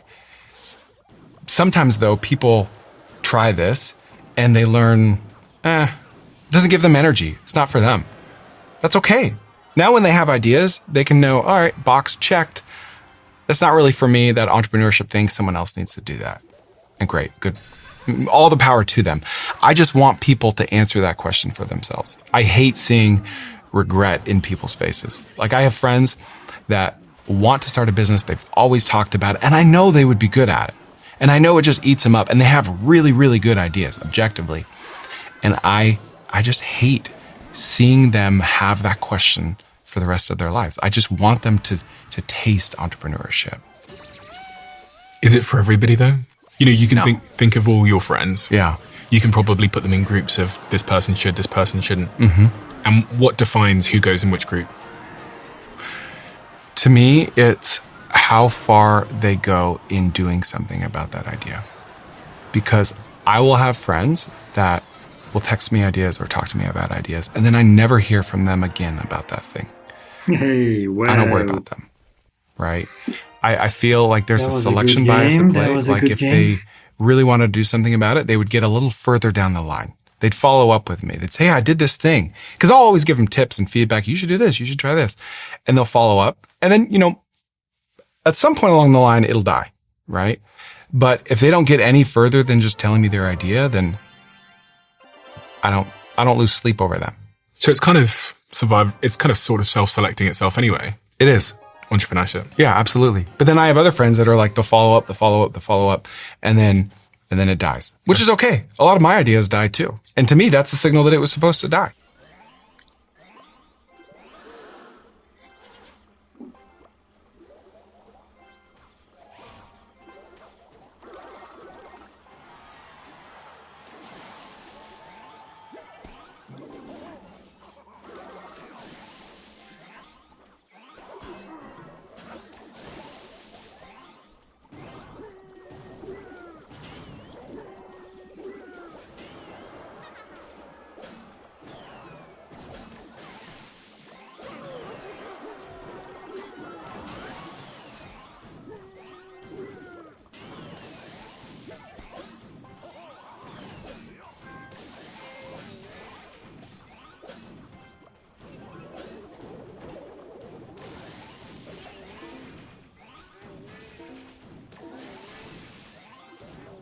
Wow, this guy.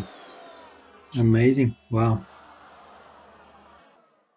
Nice. Well played. Right? I'll just move on to the next thing. So it's those people that maybe I'm just biased and they look more like me, you know? Maybe that's not an accurate signal or not. But if they look more like me, then that's a signal that they should get further down the line and actually launch something that gets to revenue. Yeah. In your head, think of one person you know that should never start a business. Okay. Why did you think of that person without telling me who they are? Because they make a lot of money at their job and they like their job well enough. They're not miserable. And they're in their late 40s and they probably feel like it would be too big of a risk to start something. And do you objectively agree that it would be too big of a risk for them? I do. So you're looking at that on a risk-reward basis, thinking the reward doesn't outweigh the risk here for you? Yeah. Yeah, because people come to me like hoping that I'll encourage them to quit their job, right? Like begging me to do that without actually begging me. And I don't want to do that. Like I've never had to quit a job. Like I started with entrepreneurship, right? So the thought of being 48 with 4 kids and quitting my $400,000 a year job to test something, it just sounds crazy to me. On the other hand, think of one person you know that isn't an entrepreneur, but definitely should be. But you always think, why don't they do it? Yeah. Why did you think of that person? Because it's a person that comes to me the most often with ideas, and they're really, really good ideas. He's an engineer, and so he sees the world in that way. Engineers make great entrepreneurs. And he has a great work ethic. And he's like mid-career, but not so far along. And I know objectively that he's actually quite miserable in his job. And I hate that for him because I see the talent that's there. And I want him, like, I think he would excel, and I want to see that dream come true for him. Why isn't he doing it? I think it's insecurity. Fear. Yeah. Fear of... Probably fear of just letting go of something certain that's provided his family a nice lifestyle and not getting that back again ever. I think that insecurities are at the root of our best and our worst selves. And it can drive us to be our best or our worst selves, depending on how self-aware we are about those insecurities. Is there a little bit of a flaw in his thinking, in your perspective? Like, why is it you still, even though what he's saying there about, what you think he believes there about security for his family is true, you still think he should, which suggests that there's some kind of flaw you see in the way he's thinking about it. Yeah. Because he doesn't have to quit his job. There's enough time in the day to do this on the nights and weekends, to do enough of it to really prove itself out. Oftentimes, like, whatever our side hustle is, it has a very low ceiling if we're only working on it after hours, right? Let's say we're spending 20 hours a week on a side hustle and it makes us $50,000 a year. But our job pays us $200,000 a year, and we spend 40 hours a week on that. One thing that I've noticed, which is kind of contradictory to how I feel about quitting something, is when we go from 20 hours a week on the $50,000 a year side hustle to 40 hours a week, and we quit the full-time thing, that $50,000 a year goes to $500,000, right? We double the amount of hours, but we 10 times the amount of money that comes from it because of the fact that we burn the boats, that it has to work. I don't want people to burn the boats too soon, right? Like, there has to be a pathway. Like, let's say our Facebook ads are converting really well. We've tested scaling it and they're profitable and we know what that would look like. But if we scale it, then we're going to have more customer service complaints. We're going to have to do more architecture of the website. But we see a path to scaling and it's already profitable. And we know that, like, probably my boss will take me back. Like, we have kind of these safety nets. That's like the perfect time to really burn the boats. Not when, like, we have an idea or we've tested it a little bit, but not thoroughly. That's too soon, in my opinion. And but by burn the boats, you mean the analogy of, I guess, some of the wartime leaders who would pull up on an island that they were invading and burn the boat so that they had no plan B. Mm-hmm. Exactly, yeah, to quit. Do you think that really matters, the whole idea of a plan B? Do you think people should have a plan B when they embark on entrepreneurship? Can I contradict myself? 100%. All right, so the rational Chris with 4 kids, says, absolutely. Like, you got to be a dad. You got to be a husband. You got to provide for your family, right?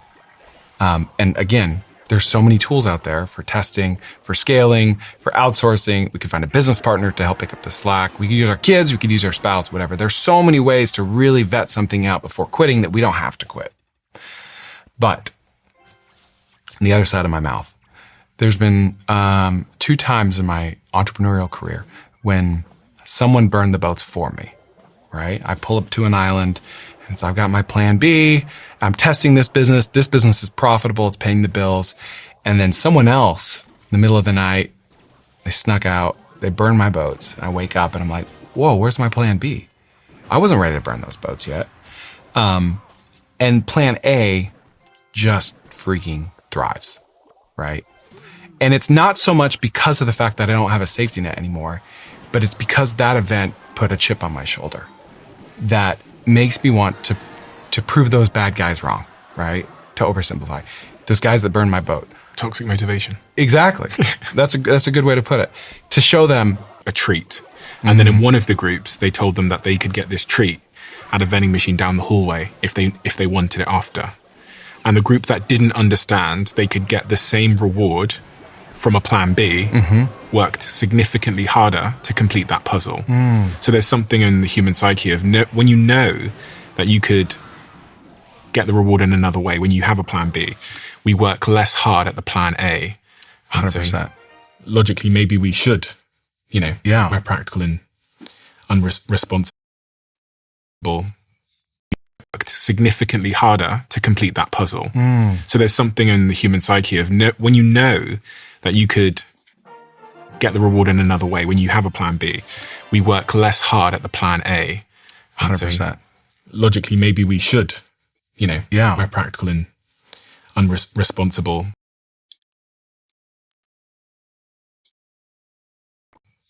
remove the plan B from our mind. Yeah. Yeah. I can't think of any stories from people in my sphere of influence that have tested something, quit the plan A, and then plan B just failed. And like they just lost everything. Like surely that's happened, right? That does happen when people like prematurely quit. But in my experience, it doesn't happen. Like it has the opposite effect. It becomes this huge motivating factor. And when they quit, I ask them, like, how do you feel? Are you freaking out?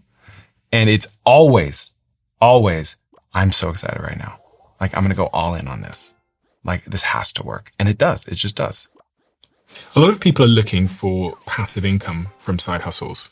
And I wondered what your opinion was on passive income, because it's a word that comes up so often in the comment section of this channel. But when we're doing sort of sentiment analysis and what they're interested in, passive income seems to be a bit of a buzzword. Yeah. It's the silver bullet, right? It's like, it's the financial Ozempic, you could say. What is passive income? How would one define that? I would define it as income that you receive that you don't have to continually put effort towards, like buying treasuries, earning 4% on your money, and you don't do anything and you just get paid. And it's very hard to find, especially early on. Like we have to be willing to create active income, sweaty income, ugly income, like by whatever means necessary. And the more we do that, the longer we do that, the more realistic, true passive income actually is. Sweaty, ugly income. Yeah. Give me an example of some sweaty, ugly income that anyone listening right now could create. What are your favorite examples of non-obvious businesses that people have started that have resulted in passive, sweaty, ugly income? Yeah. I mean, most things that I've started have been just that. I had a concierge car buying business. A concierge car buying business? Yeah. What's that? So picture a traditional car dealership, a used car dealership. You got to get your dealer's permit. That enables you legally to go to the auctions and buy cars at wholesale, put them on your lot and sell them. So I did all the regulatory stuff. I got my dealer's permit, but then I would go to individuals and they would say, I want a 2024 Sequoia. I want it to be blue, under 30,000 miles. And I would just go to the auction and buy it for them for like $700 fee. So they get wholesale, they save money. I make money. I don't have to bear the inventory risk and I can buy exactly what they want. This sounds great, right? On paper, people do that business successfully. I didn't invent it. I copied it, right? I hated it. I was breaking down on the side of the road, driving these things back from the auction. I'm not a car guy. I don't care about cars. I don't work on cars. It's not my passion. That was ugly. It was hot in Texas. I was standing out on the blacktop. I was making money. It was profitable. And I got to the point where I just like quit it. I just shut it down, moved on to something else. That was very active. It was not scalable on the surface. It was ugly. I hated it. And so I pivoted because I had a plan B. I didn't have to do that, right? That's one example. If someone likes cars, it's actually a great business. Like I know a gentleman in Alabama that makes a lot of money doing that, right? For me, it was not great. So how important then is passion in this equation? Like how important it is for you to love the thing, to be successful at it in your view? I think you need to fall in love with business, with commerce. And if you can love entrepreneurship, turning $1 into $2, and that, like, if you could focus on that being your passion, then anything that falls underneath that, you should win at, right? But I like to say, follow the profit, Profit, until you can afford to follow your passion, right? Because if we're trying to follow our passion from day one, we're probably not ever going to get there, because the statistical likelihood that what we love and what makes us money overlaps in the beginning is almost zero. So ignore passion for a time, try to build your passion around commerce, and then start anything. And then once you're able to have more passive income, then start things that you're passionate about, like in the actual industry that you're passionate about. Persistence. Persistence is obviously going to create the repetitions to like understand the problem, to learn more, to, you know. So I wonder, as it relates to passion and persistence, they seem sort of inextricably linked. Something I'm more passionate about, I'm more likely to continue at even when the rewards don't show up. Yeah. Like my car business, right? I had no passion for cars. And I had another business that was doing great. So I abandoned that. But people think that like, people sometimes look at themselves as lazy or they're not a hard worker. And so they're not confident that they could do this. But there's like, everyone is a hard worker. Everyone on this planet has the same DNA that enables them to work hard. But the problem is what they're working on probably gives them no energy, right? They're probably not passionate about it. So what am I passionate about? Well, we've got to test everything. We have to try new things. We have to take that curious question and turn it into a business. Maybe that's fun. Maybe it's not, right? We need more surface area for finding what our passions actually are. Because we might think that like I love woodworking, right? I don't have to build a business around that because I love business, right? So I can build a business around anything. But if I got super hung up on like, I cannot make a profit from this woodworking business, then I would fail at entrepreneurship if I started there, right? Whereas if I approach this from the angle of, all right, I like woodworking. What else do I like? Maybe I like running. Maybe I like cooking. Maybe I like short form videos. And I just start trying all those new things. Then eventually I'm going to have enough surface area for testing that I'm going to find things where, you've heard of the Ikigai principle, right? So what you love, what you're good at, what the world needs, and what you can charge for, right? The overlap of that is the sweet spot. That's what's scalable. That's what you can do until you die. But if you get super hung up on that on day one, like, I'm just not passionate about that. Like, you're never going to find it. Like, you're going to be in that job forever.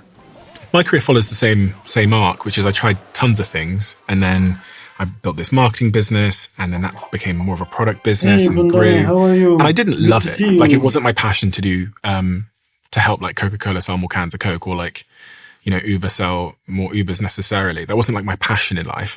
However, it taught me a bunch of skills, which then when I quit that business and I spent some time in psychedelics, DJing, building software, Web3, you name it.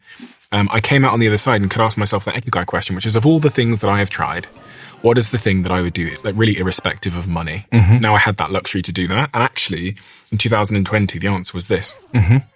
Like, this was the answer. This answer was, I literally moved to London from New York and found a place without viewing it properly that looked like this because I thought this would be a good podcast set, and moved into that place, called Jack. And then we started about five years ago, doing this weekly, and it's become a business off the back of it.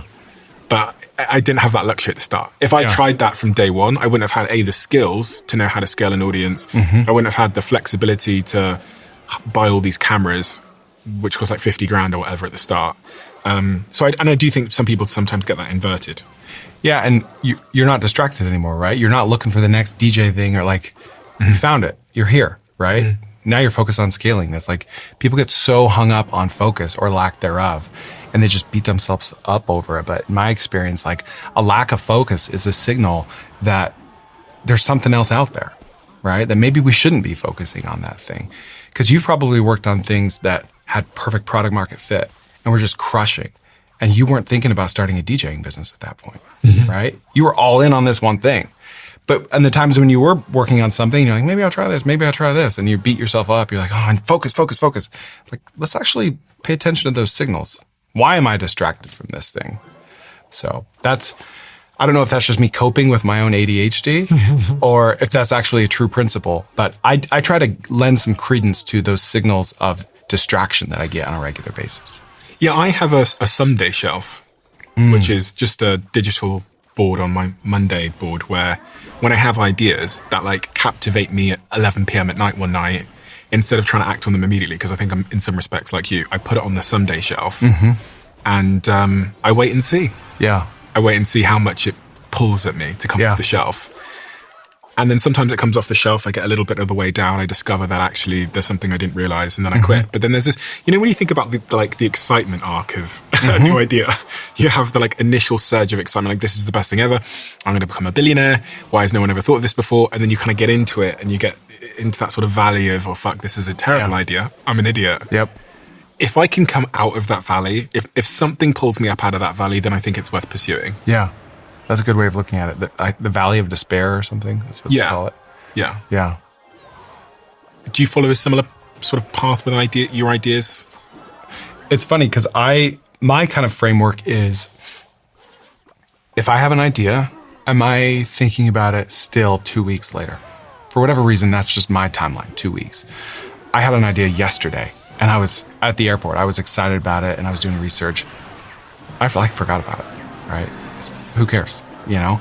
But I have ideas where I just cannot get it out of my head, and I'll see something out there in the world that adds to the idea, and I tell my friend about it, and I send these manic voicemails or these manic voice notes to my friends about it, and I'm still thinking about it 2 weeks later. That's my signal that there's actually something here.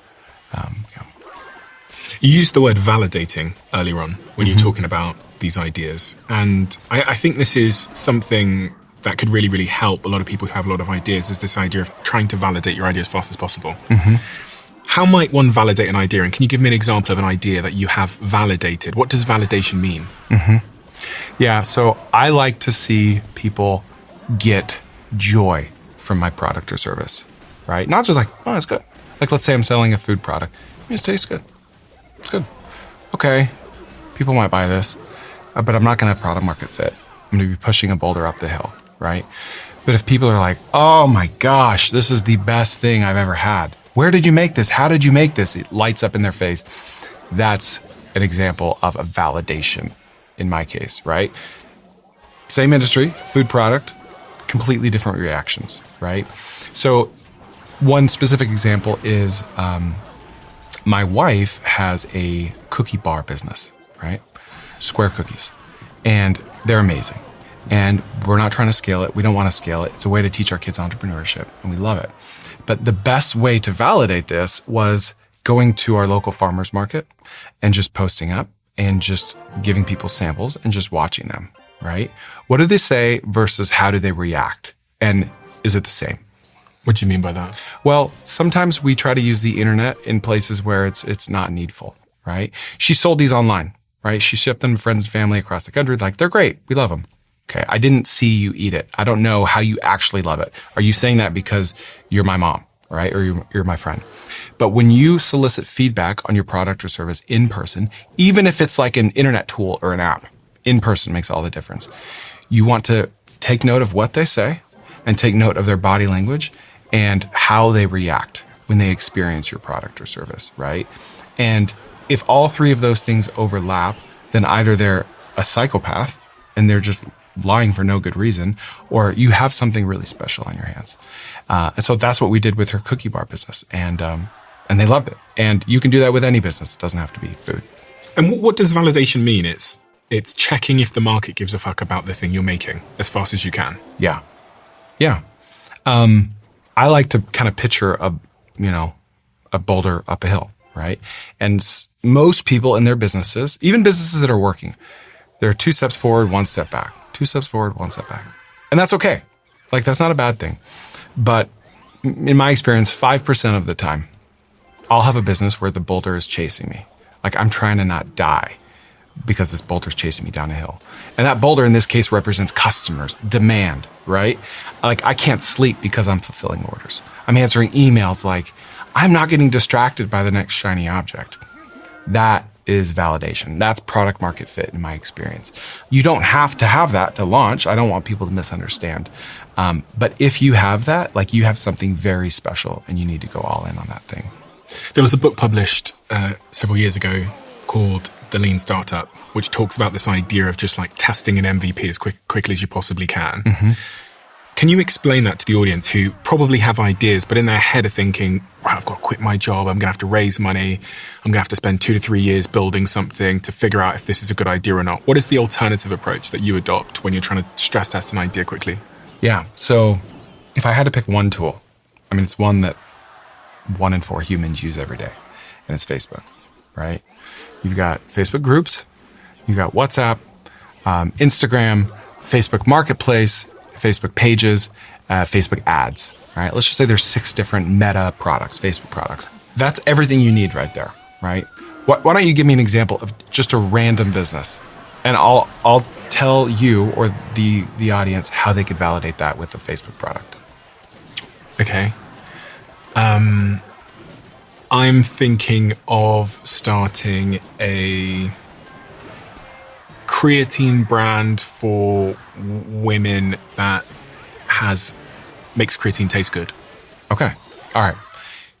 Are we talking powder, gummy? What form factor? I don't know. Okay. Well, let's try both. Okay. So I'm going to do something that seems very non-obvious and probably won't work, but it's the lowest amount of friction. I'm going to take a description for that, and I'm going to use Nano Banana, ChatGPT, any of the AI image generators to come up with what the product could look like, right? In both a gummy form and a powder form. Okay. Then I'm going to go to Facebook Marketplace. You're just going to post a photo? Yeah. I'm just going to say like women's creatine brand actually tastes good, right? Like, did you know that creatine improves cognitive function or whatever? Just your standard pitch. I could even use AI to generate it. It doesn't really matter at this point. And I'm going to post it to Facebook Marketplace simply because that's the lowest amount of friction to get some level of validation or not, right? Because in my experience, focus is overrated and momentum is underrated, right? And so you could have told me any idea. And my first step that I tell you to do is going to be something very, very low friction because I want you to get something back from the world, right? Because the most likely way to sell that product is with meta ads, right? But there's a lot of friction there. Like it's hard to use.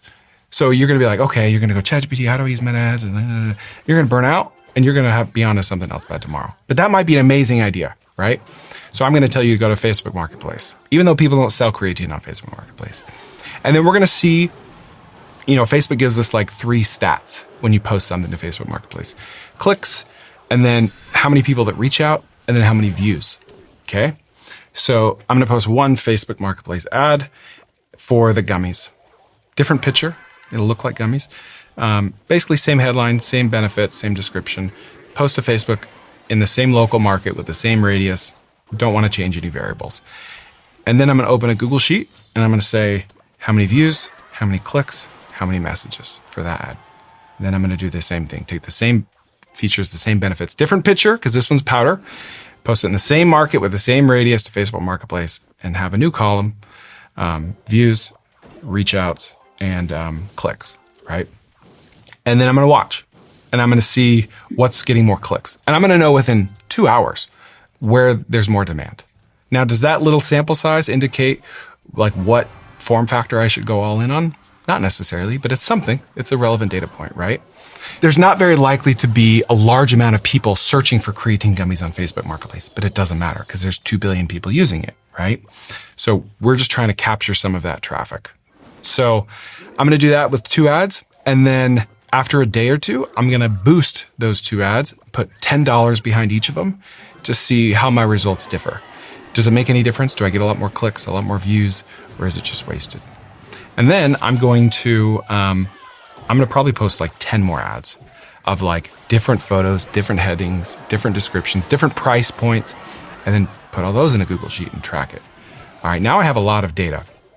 Now, concurrently, so while I'm doing all these things, I'm going to go to Facebook groups and I'm going to join Facebook groups like Moms Who Work Out, Moms Who Love Creatine, Moms Who Love Rucking, Ultra Runner Moms, like Healthy Moms, whatever. I'm going to join all these groups and just start doing searches for creatine, gummies, powders, price points, vendors, websites, and just start like pulling pieces of data out of the atmosphere, right? And I'm going to put that in my spreadsheet. And I want to wait till the Facebook Marketplace tests are done. I want to do that at the same time. Then I'm going to start learning Facebook ads because everything I've told you to do so far takes like 2 hours. Let's say we have an afternoon to dedicate to this, right? Then I'm going to learn Facebook ads and I'm going to watch a YouTube video about, how to get Facebook ads up in 10 minutes. How important is it to understand Facebook ads and how long would it take me to get a sufficient understanding of Facebook ads? You could be proficient in a couple days. If you had like one thing to sell and you just wanted to go all in on that thing, and you actually learned by launching ads and not just learning, not just endlessly watching YouTube videos, you could be fairly proficient within a couple days, easily. Do you think that's a skill everybody should have? Absolutely. I mean, Facebook ads are like the infinite money glitch. It's just like a magic money machine. It's the reason they're $1 trillion company. It's like a cheat code. Yeah, it's we should know Facebook ads like we know how to write emails. Like we should know Facebook ads like we know how to build websites or to do anything. It should be foundational. I wonder how many people actually have that skill. Very few. That's why there's so many ad agencies charging a lot of money. And then, so you've got the data back into your spreadsheet on this creatine situation. How do you then make a decision whether this is something worth pursuing? Yeah. Then I would go find like a co-packer. That's a co-packer. It's a company that will take my idea and put it into a physical form, right? I'd find like a supplement company that could actually make this. And I would tell it roughly like what I'm thinking and then ask for samples. And then I would use those samples to go get feedback from people in person, right? But I wouldn't get those samples until I got feedback from all these Facebook tests telling me what form factor, what price point, what color, what flavor, etc. And then I would go to a farmer's market and actually have people try it. I've had so many founders speak to me and say, why didn't this particular ad that I ran on this platform work for me? Maybe the copy wasn't good, the creative wasn't strong, but usually the problem is they're not having the right conversation because that ad never reached the right person. And if you're in B2B marketing, that is much of the game. And this is where LinkedIn ads solves that problem for you. Their targeting is ridiculously specific. You can target by job title, seniority, company size, industry, and even someone's skill set. And their network includes over 1 billion professionals. About 130 million of them are decision makers. So when you use LinkedIn ads, you're putting your brand in front of the right people. And LinkedIn ads also drive the highest B2B return on ad spend across all ad networks, in my experience. If you want to give them a try, head over to linkedin.com/diary. And when you spend $250 on your first LinkedIn ads campaign, you'll get an extra $250 credit from me for the next one. That's linkedin.com/diary. Terms and conditions apply. I've heard you say that there's various types of entrepreneurs. There's the sort of 0 to 1 entrepreneur who's good at starting things. There's the maintainer, and then there's the finisher. Which one are you? I'm a starter. Yeah, through and through. If I stay in a business too long, it all falls apart, right? Just objectively. So I need to hand off the reins at a very specific point. Or I need to have a partner from the outset that knows me, my strengths and my weaknesses, that just takes over at a certain point. So I like to say there are starters, maintainers, and finishers. A starter could be called like a visionary. And not as like a backhanded compliment way, but an idea guy, right? Not just a business idea guy, but like a marketing idea guy. Let's change the subject line to this idea guy. Like an idea machine, right? That's a visionary. And then you have the maintainer, which would be an operator. That's a guy that just wakes up every day and loves tweaking little things and making small improvements, process-oriented, someone that loves growing something and just fixing little problems all day, right? And then you have a finisher, which is like a deal guy, right? That's the guy that's a super connector. He likes to, you need to talk to Barry. And then he calls him, he connects them. And like, he just gets a lot of energy from connecting deals, coming up with creative deals for an exit, for a sale, putting people together, hiring the right people, seeing something to its completion. But I'm definitely in the first camp. Is it possible to be all three? Yeah. When you're all three, you're Mark Zuckerberg. I mean, truly, like you start something from scratch and you see it to $1 trillion. There's been I think there have been 3 people on the planet that have brought something from 0 to $1 trillion. Jensen Huang, NVIDIA, Elon Musk, and Mark Zuckerberg. I think like even Bill Gates, even Steve Jobs, I might be wrong. Yeah, but even Steve Jobs got out long before they hit $1 trillion market cap. But $1 billion? A lot of people get from 0 to $1 billion. That's not nothing. It's also very impressive. But when you get all 3, that's what you get. One of the things that I find really interesting about your story is you've started, 75, 80 businesses? When I speak to people like Kevin O'Leary, who have worked with some of the greatest entrepreneurs to ever live, like Steve Jobs, and he's very familiar with Elon Musk, they talk to me about focus. And he says to me that the great thing about Steve Jobs is he was 80% signal and 20% noise, i.e. 80% of his time, he was focused on the most important thing, and he was brutal about not entertaining anything else. Johnny Ives has famously said that the one thing Steve Jobs was most known for is his remarkable ability to focus. He would literally ask you, what have you said no to, in order to focus on the most important thing. I think about Mark Zuckerberg and his unbelievable ability to focus. I remember several people at Meta, but also I think it's a public story, telling me that when he realized he was late to mobile, he refused to take any meetings about anything other than mobile, like extreme levels of focus. And then Kevin O'Leary from Shark Tank said the same to me about Elon Musk. He says Elon Musk is the only person that I think operates close to 100% signal, which is and I interviewed Walter Isaacson, his biographer, and he said Elon will sit in a meeting, and if people aren't talking about something that is the most important thing, he'll completely zone out. And then the minute he hears something that he considers to be the most important thing, it's like he snaps into reality and he takes control and he's deep into the detail. And it sits in contradiction to a lot of the narrative of like lots of side hustles, lots of businesses, do as many things as you can. How do you, but you've both kind of, you've managed to create a life for yourself where you're a millionaire and you're free in that regard.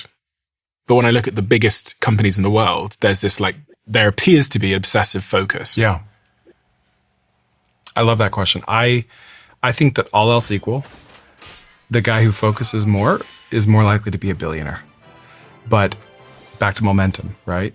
The person that keeps and has and maintains momentum and gets energy from what they do, they're more likely to be a millionaire than the average person, right? I genuinely have no desire to be a billionaire. Genuinely. If I get there, cool. But I don't want to leave my kids tens of millions of dollars anyway. I know where I get most of my energy from. Right? I have a lot of surface area for this. I've tried the focus. I've tried having a board. I don't want any of that. Genuinely, I don't, right? So if my life with hyper-focused Chris looks like billion-dollar exits, reporting to a board, being chairman of the board, being CEO, sitting in meetings all day, that's miserable Chris, right? And if I don't want to leave a ton of money to my kids anyway, then why am I making Chris miserable so my fourth great grandkids can be rich instead of just my second great grandkids? Like that's genuinely how I look at it. One of my superpowers is my long-term perspective, right? I think of things on an eternal scale. And if I have to have a miserable life so my kids in year 2300 can still be wealthy, forget that. Like I don't want them to have all that money anyway, So I want to live an awesome life where I'm a good and present father. And to me, that looks like focusing less, not more. What if you focused for the next 10 years? You made it to $1 billion on one thing. And then because you've done that, you can take even more sort of experimental bets with higher risk and more enjoyment and more sort of pleasure centric bets over the next 40, 50, 60 years of the rest of your life. Yeah. I just don't think that juice would be worth the squeeze. I think that those bigger bets that I take will just amount to more meetings and more travel and more time away from my kids. And I don't it might sound controversial. I'm not trying to change the world. I want to help people start businesses and I can do that with my iPhone. And that will change the world, right? But I'm not trying to solve world hunger. I think that's someone else's problem to solve. And so I just want to be a good dad and work on really cool things. And it's been a grind to get here, right? I've had more years with zero income than I've had up years, right? But my up years have more than compensated for my down years.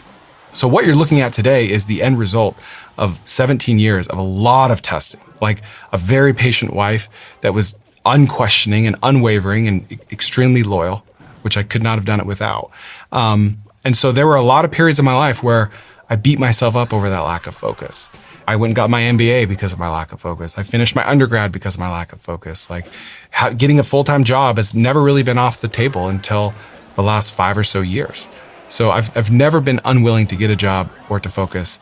And I probably did it the hard way, honestly. But I'm to the point now where I don't feel the need to focus all on one thing. Did you ever feel guilty because of the situation you put your family or your partner in? Yeah. Oh, more than once. Yeah. More than many times.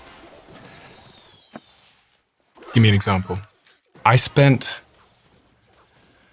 18 months working on a project that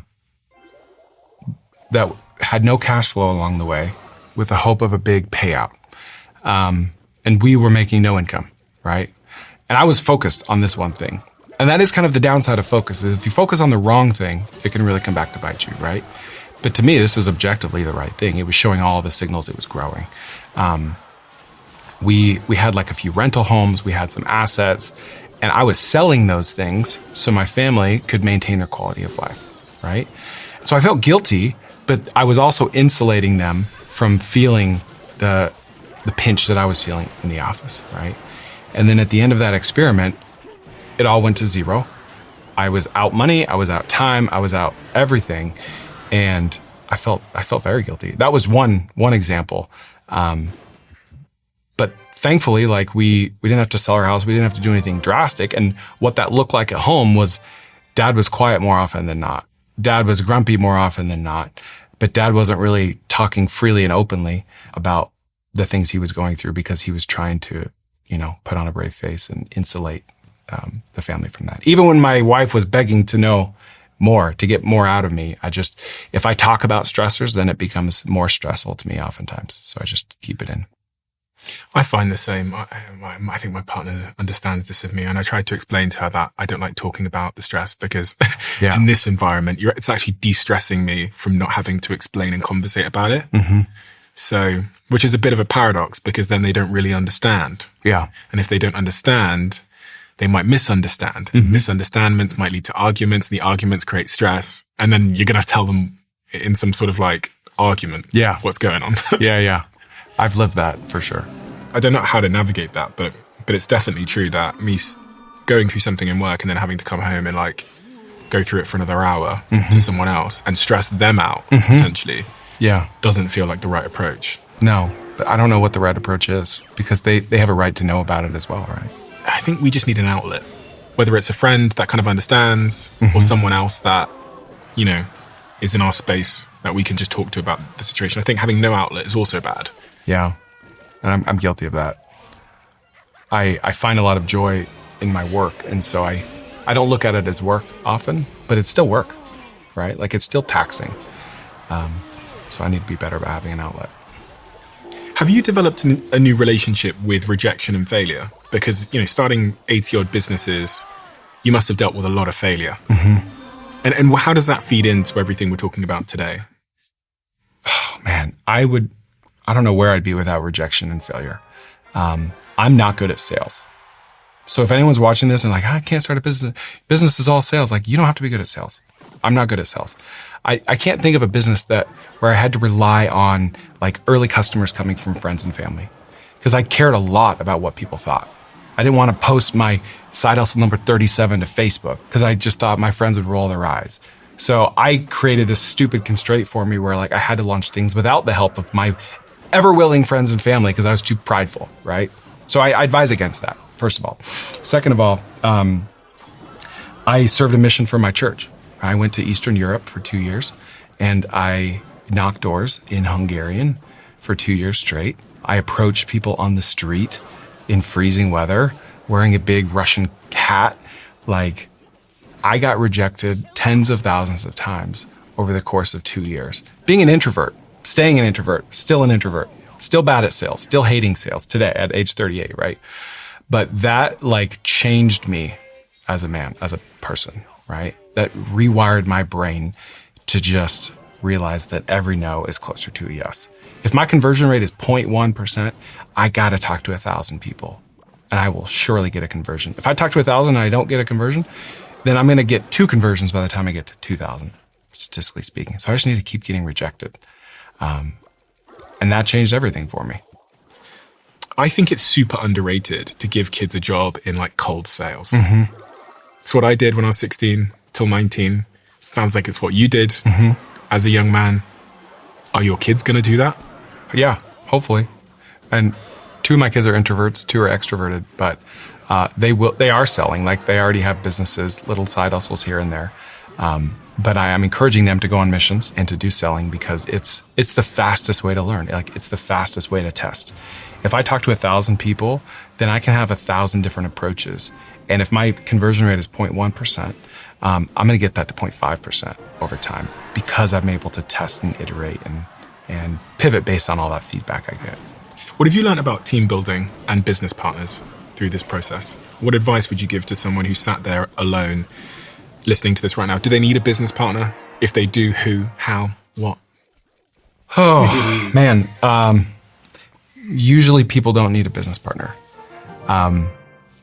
If you look at the stats on like business failure rates with companies that have co-founders, it's significantly higher than companies that have solo founders. We see their survivorship bias examples, right? The Apples and a lot of companies we can look at that had two co-founders that won. But nobody talks about or writes about the 90, 60, 80% of companies that fail with co-founders. Think about it this way. When we get married, we'll spend years talking about our potential plans, like big goals, like where do we want to live? How many kids do we have? My wife and I wanted 7 kids when we got married. We settled on 4, right? It changed over time. It took years to change. We realized kids are actually friggin' hard, right? And so then we're like, where do we live? What kind of a house do we want? We spend all this time, maybe while we're engaged, maybe while we're dating, maybe after we're married. But those are big decisions, right? But when we choose a business partner, we go get avocado toast together and we're like, 50-50, cool, sounds good. Let's do this. I'll get the docs signed. It's like, who is that guy? You might have even known him your whole life, but who is he as a business partner or as a business person? I feel like business partnerships are significantly harder than marriages even. But we put 99% less thought into like the structure of things. And that's a giant failure that I've made over and over again. What do you wish someone had said to you in the situations where it didn't work out with business partners, or really like across the board? Because I read that you'd had, 7 business partners? It says that. I've had like 15. Okay, so in those 15 occasions, what is the advice you wish someone had given you before you engaged in those business relationships? Yeah, well, what do they say about dating? It's like be a good, like the best way to find a good spouse is to be a good spouse. Best way to find a good girlfriend. You know what I'm saying? You've got to learn more about yourself before you partner with someone else.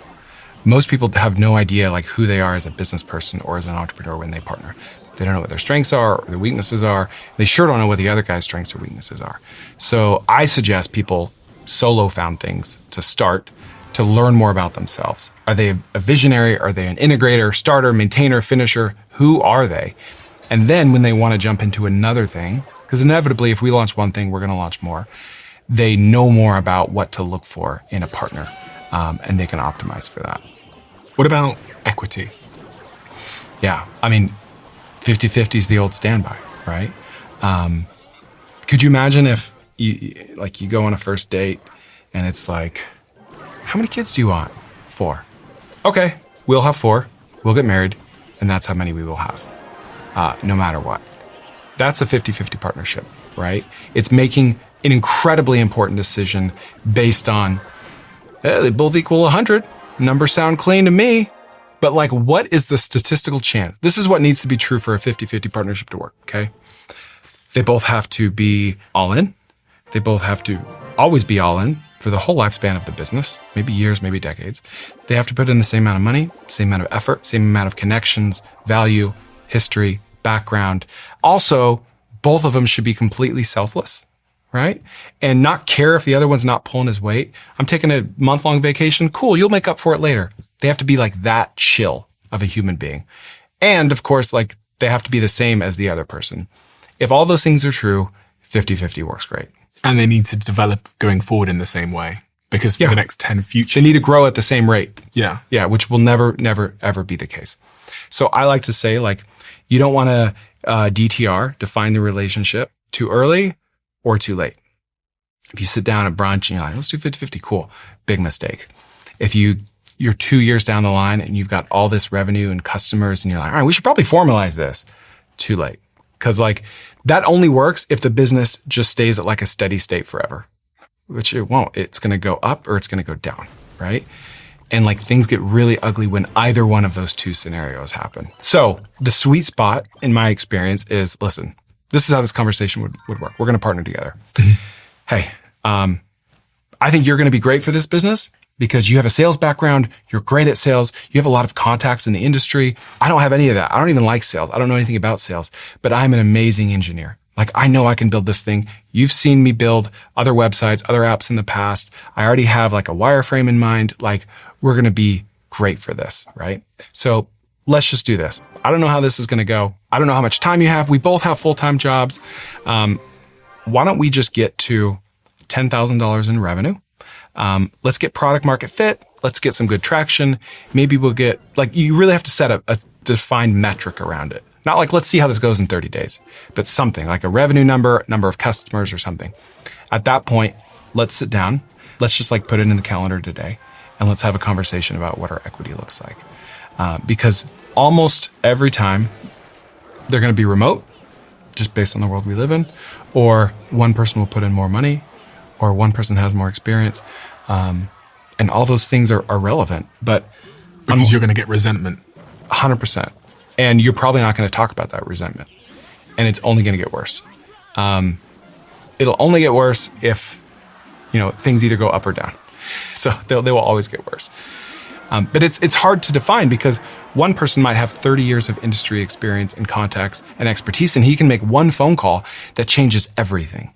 And the other person might be 18 years old and just a hustler and willing to put in 80 hours a week. So is the level of value the same if the level of hours put into the business not the same? It's hard. Like it's really hard to say, hey, my one phone call made us tens of millions of dollars, but you've done all the work. You're the operator. So we should be 50-50. They're both going to take issue with that.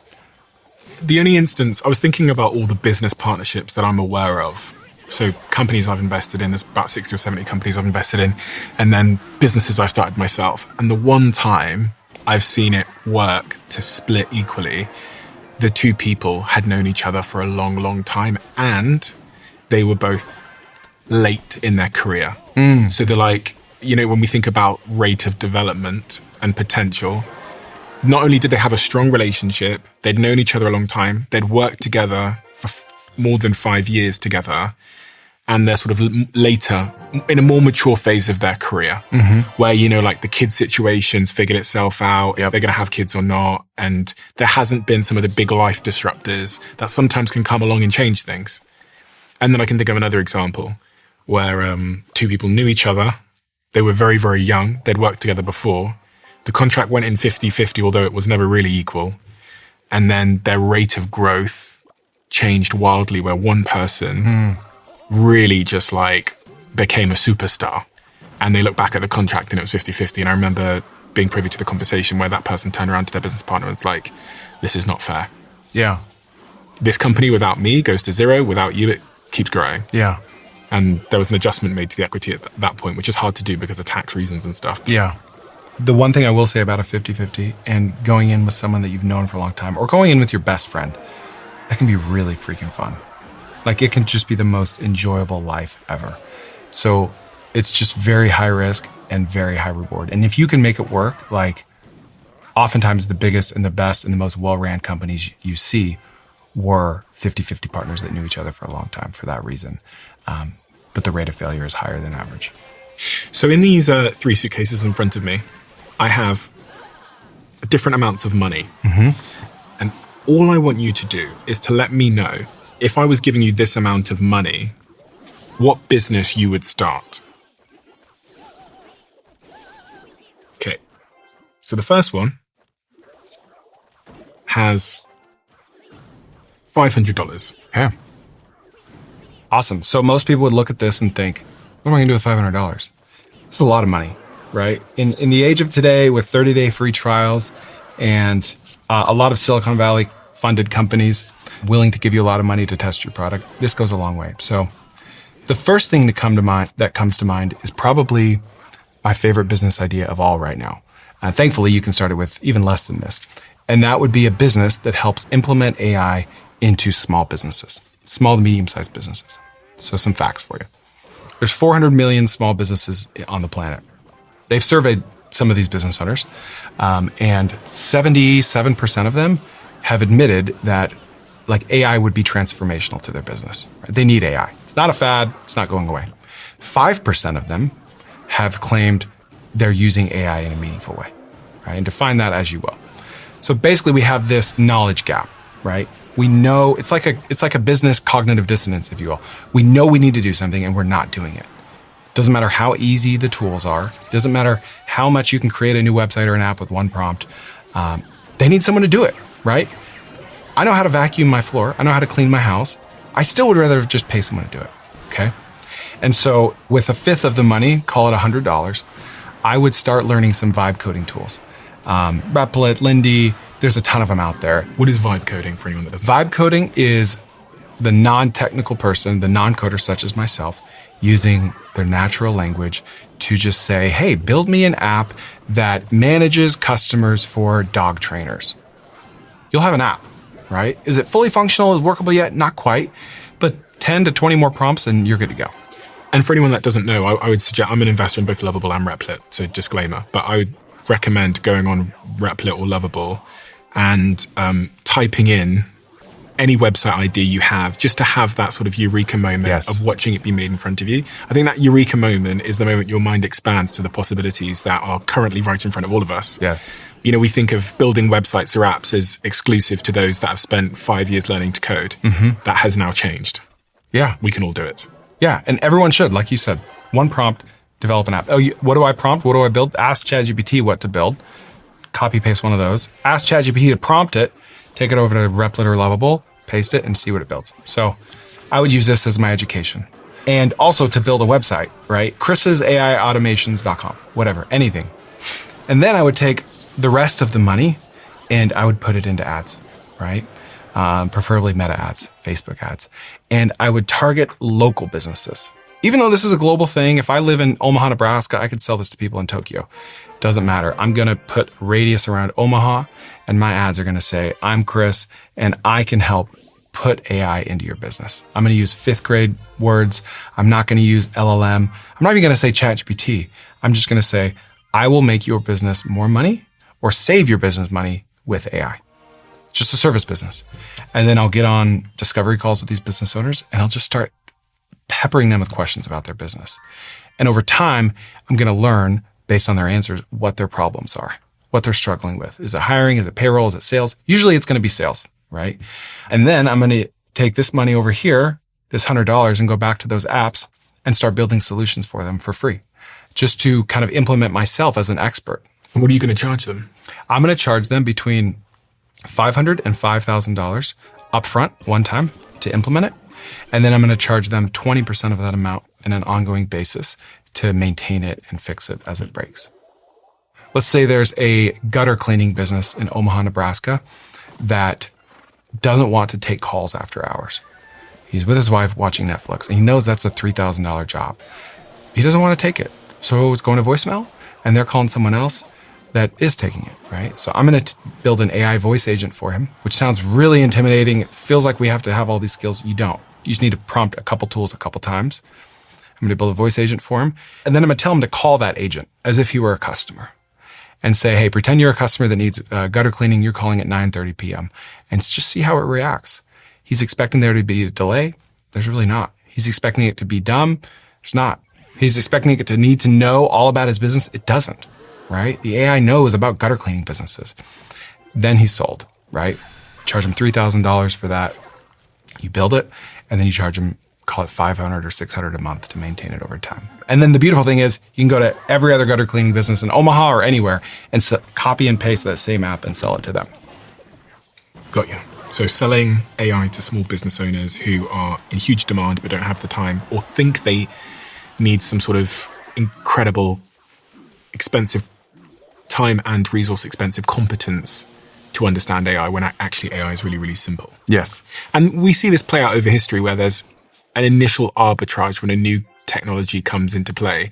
In fact, one of the call center jobs that I had when I was very, very broke many, many years ago, when I was like 18 or 19, was calling businesses from the yellow pages and selling them Facebook ads.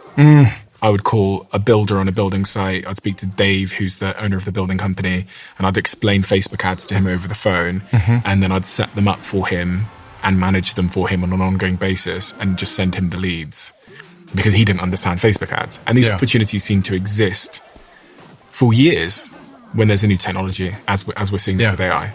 But the thing is with that idea, and with most ideas in my experience, we think there's a very limited time span. But if I were to start that business today, just start calling people, it would work. Yeah, you could still do it, yeah. I might have more competitors, but like it doesn't matter. It would still work. Interestingly, the issue back then was people didn't even know what Facebook ads were. So maybe it works to some degree better now. Yeah. People have heard the word. Yeah, you were pretty early. Yeah, it was 2015 or something. So it was quite rough, but It was a business nonetheless. Yeah. And there was 40 other people in the room with me in that call center doing it. Wow. So that's the first idea you have. Yeah. What else? $500. What else could you do? Okay. Do you want a physical business or an online business? Or does it not matter? What about a physical one? All right. For a physical one, I would. Have you heard of drop servicing? No. So the phrase drop shipping kind of has a bad rap, and some of it for good reason, which is basically buying a product in China, having a website for it, and basically having the Chinese manufacturer or the supplier ship it directly to your customer so you don't have to take possession of the inventory, right? Drop servicing is doing something similar with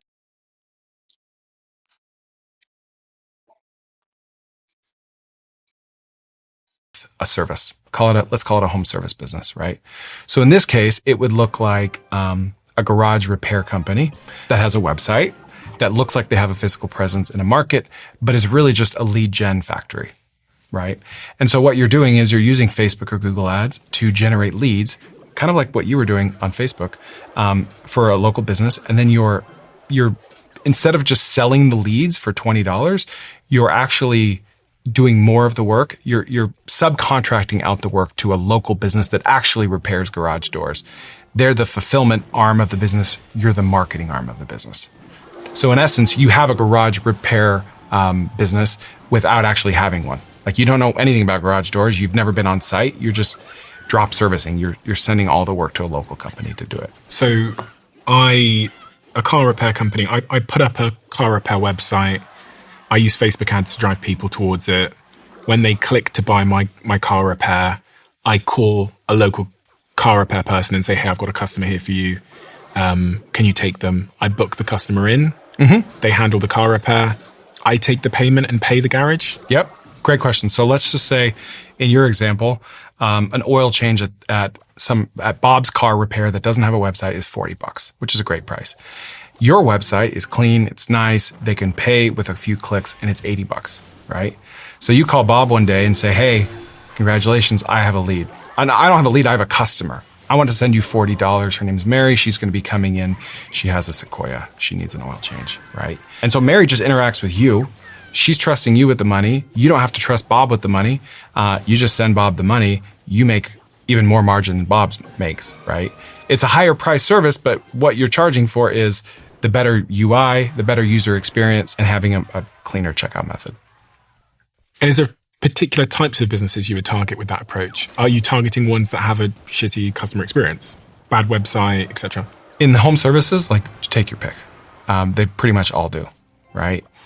There are some more established industries like roofing that don't have those issues because they have higher margins, so they can afford better websites, but they pretty much all have a bad experience. Any others at that $500 level that stand out to you? Yeah, I love directory websites. What's that? So Travelocity is a directory website. Yelp is a directory website. It's a website with a list of things that helps people find answers to their questions more easily. So another example of a website could be like Wisconsin icesuppliers.com. I don't know if that's a website, right? Where if I need to go buy ice for my party, I'm going to Google ice near me. Some categories are so niche or so unevenly distributed that Google Maps is not a good solution for it, right?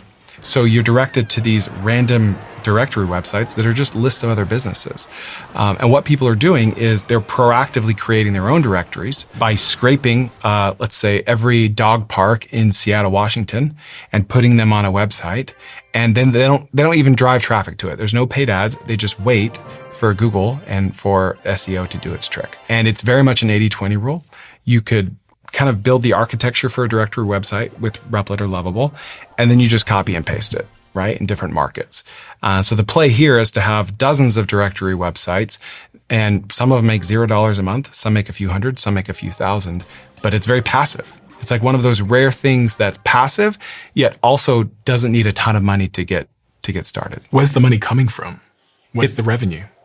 Great question. You can either do like display ads. What's a display ad? Just a banner ad on a website.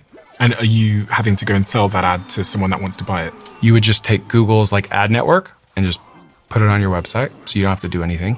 So you can just click a button and it'll add adverts to your website, which you're then paid for. Yep. Or you could You could just aggregate those leads. Like if we had dog parks in Seattle and, we see on our Google Analytics that we're driving traffic to this one dog park, then we reach out to them proactively and say, hey, you notice all these customers you've been getting? That's because I put you on my website. Would you like to pay $300 a year or a month or whatever for priority placement? Right? So I like to call this permissionless marketing. You're just proactively adding these businesses to a website. They have nothing to lose. You have nothing to lose. And then once you see traffic, then you reach out to them and say, hey, I've been bringing you more business. Would you like to start paying for that? Interesting. And how much money can someone hope to make if they execute that strategy well, in your view? What's realistic? With a directory website, it could be tens of dollars a month, and it could be tens of thousands of dollars a month. But we're not talking about building another Yelp or Travelocity. This is a 0-employee business that costs almost nothing, less than $100 to start. But it's just a numbers game. You're not really going to know what directory really hits until months have passed and until you have a lot of surface area for these experiments. I hear a lot of people talking about vending machines online. And I've always been really curious about that. People say you can make money from vending machines. Yeah. Could you do that with $500? Absolutely. So if we were doing another physical business, I would go to Facebook Marketplace and I would find an existing vending machine for $300 to $400, right? That could be a snack or a drink vending machine. Oftentimes the expensive part of a vending machine is the credit card reader. It can often cost more or as much as the whole machine itself. And then I would use $100 to stock the machine with Costco. Costco or Sam's Club is where all of these operators buy their snacks, believe it or not. And then I just need one business owner to give me a chance, to allow me to put the vending machine in his lobby. Let's say it's a car repair business.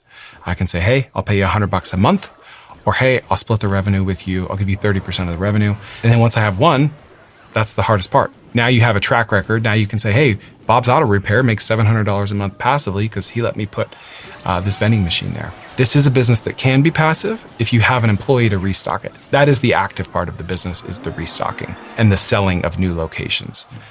But if you have an ATM, then that becomes even easier because you can outsource all of the restocking to a cash management company.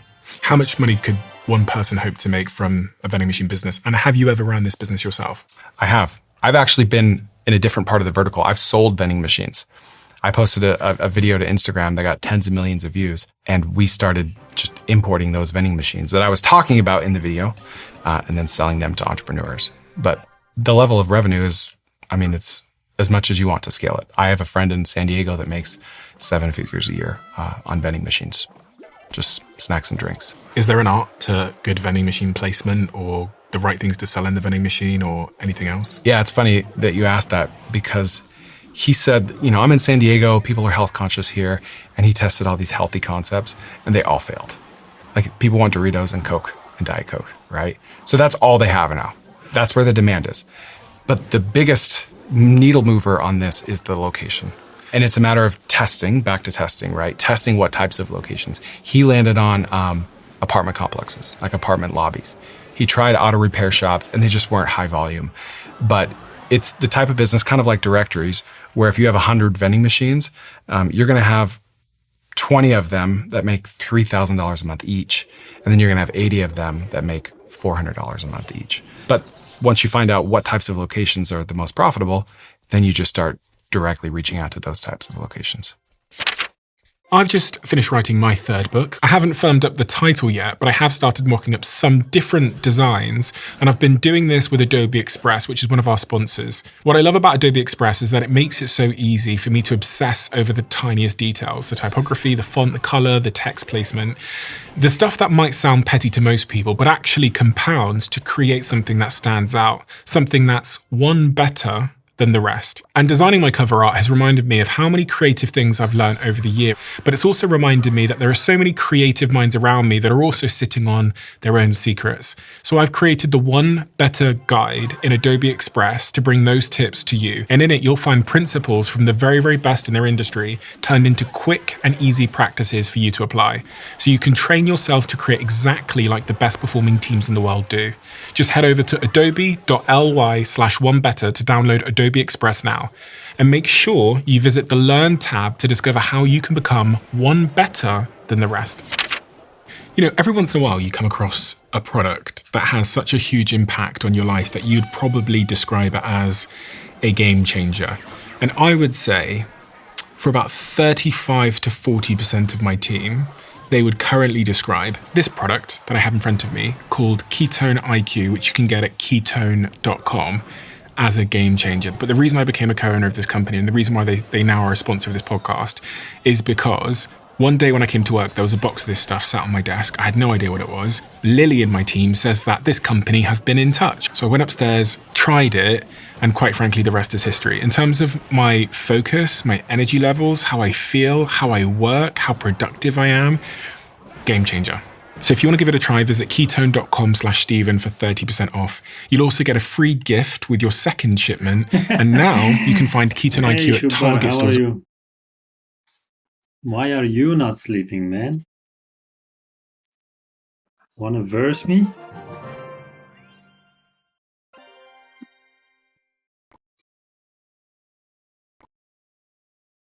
We've been at it for 42 days. Hey, I'm just watching this podcast that is almost over. It's a 2-hour podcast. What's up with our pet? Okay, let's fix it.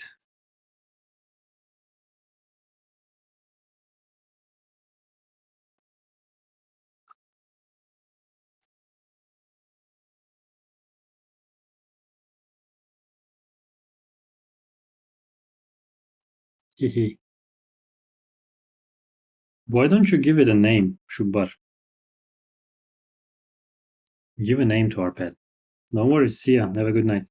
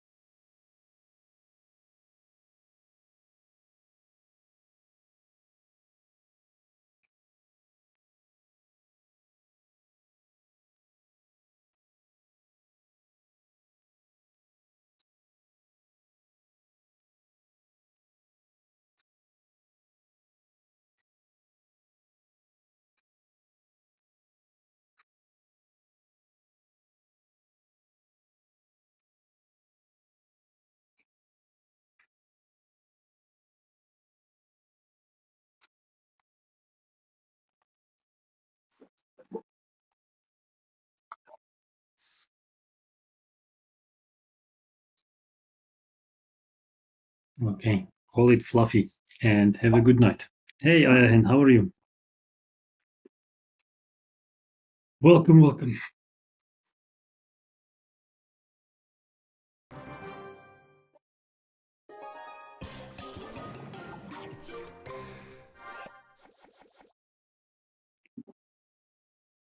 Let's go.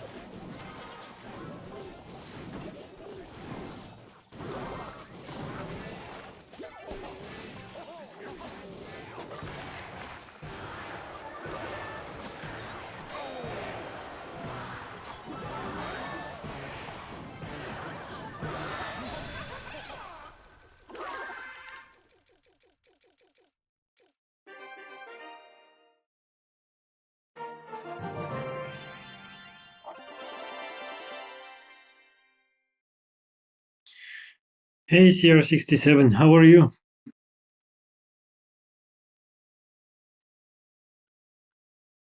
Let me give you some coins. I'll set up a treasure chest. Yeah. Treasure chest for 3 minutes. And if you do get some coins, please consider joining the fan club.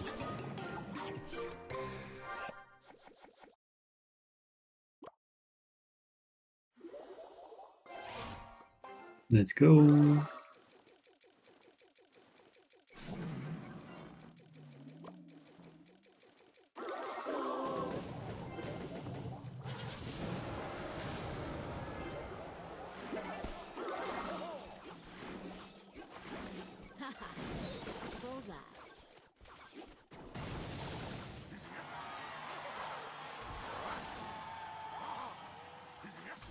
That knight did well, wow.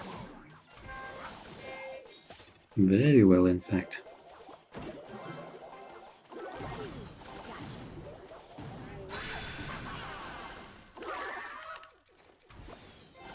Oh, this lady.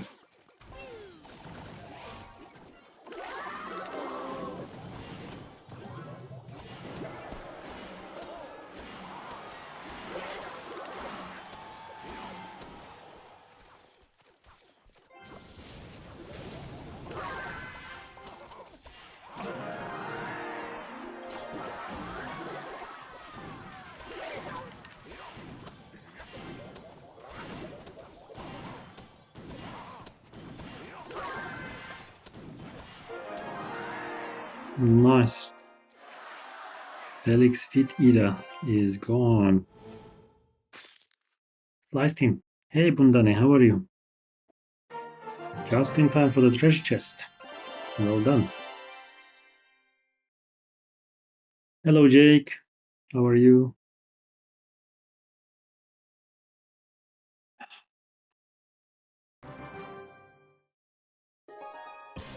I will be finishing the stream in like 9-10 minutes. So this is gonna be the last chest. Enjoy. Oh no, I don't like this Tesla thing.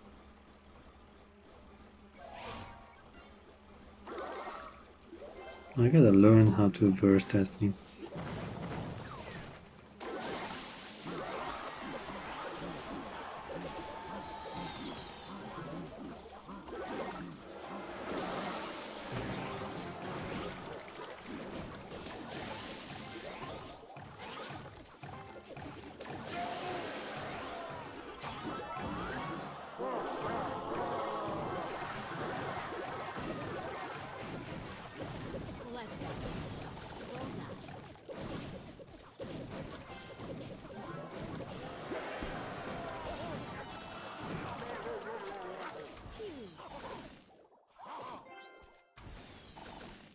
Okay, 2 towers cleaned up just like that.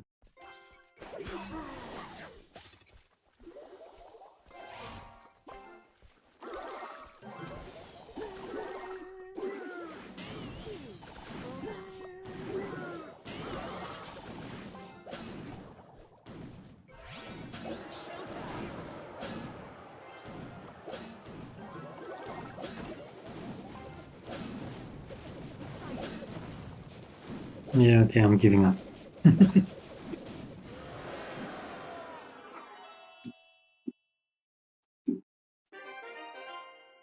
Amir Reza just cleaned me out. Alright, 7 more minutes to go.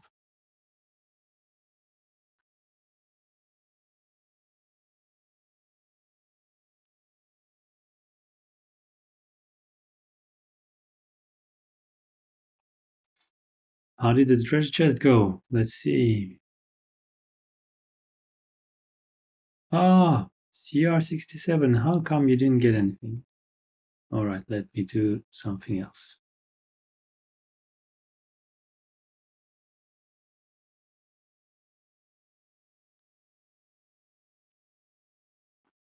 There you go. There's a goodie bag for you.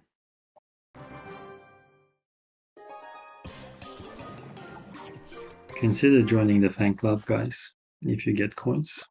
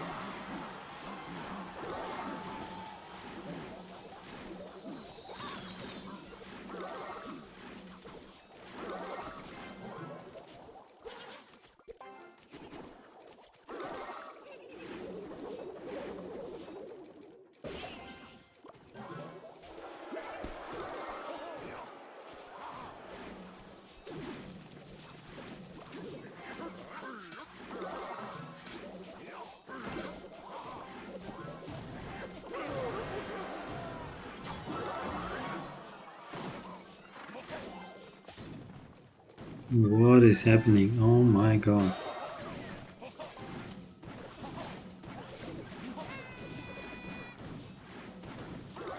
Should we give up on this one too?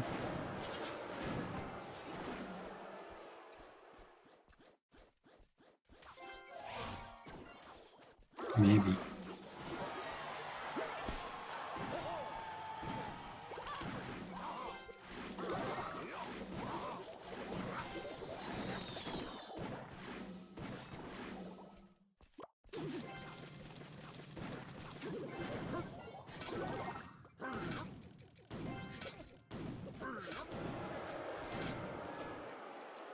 Skeletons killed off this guy. Okay.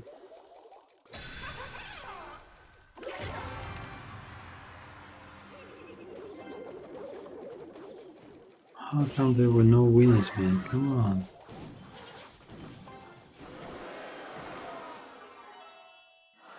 Okay, I'll send another goodie back.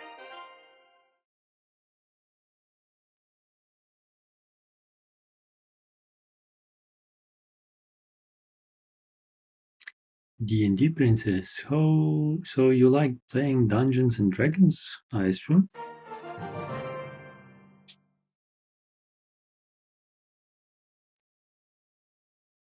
I always wanted to try Dungeons and Dragons, but never actually did play.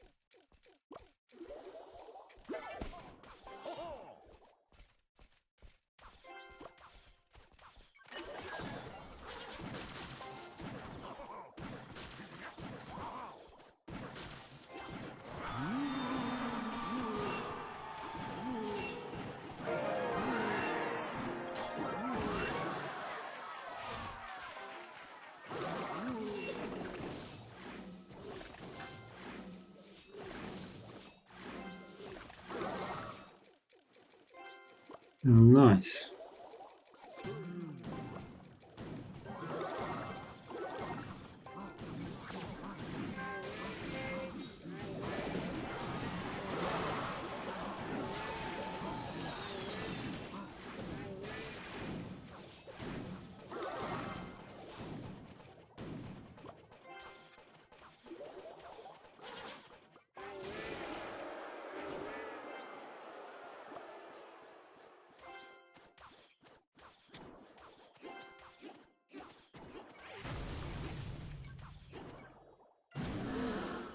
Hmm.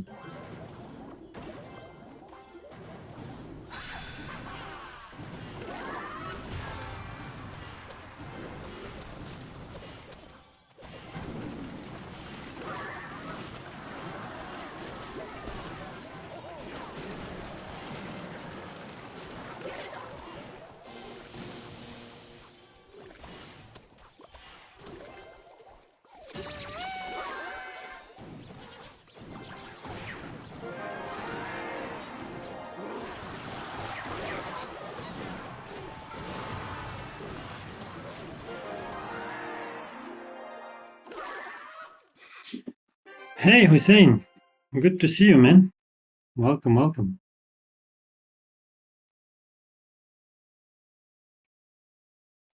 Wanna verse me? I'm good, thanks for asking. Why are you not sleeping at this late hour? It's midnight here in Adelaide. Bats, rats, whatever.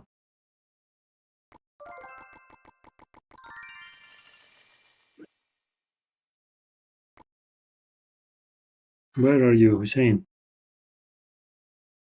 Game or no game? Come on.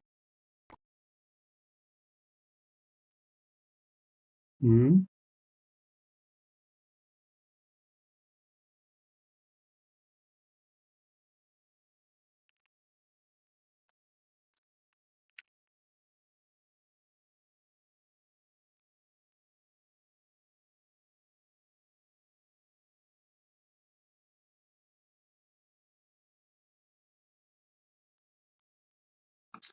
Hey Tito, how are you? No winners again. Okay. Anyways, I think this would be a good time to finish our live stream for today. Thanks to everyone who joined. And see you again tomorrow. Thank you. Have a good night. Bye.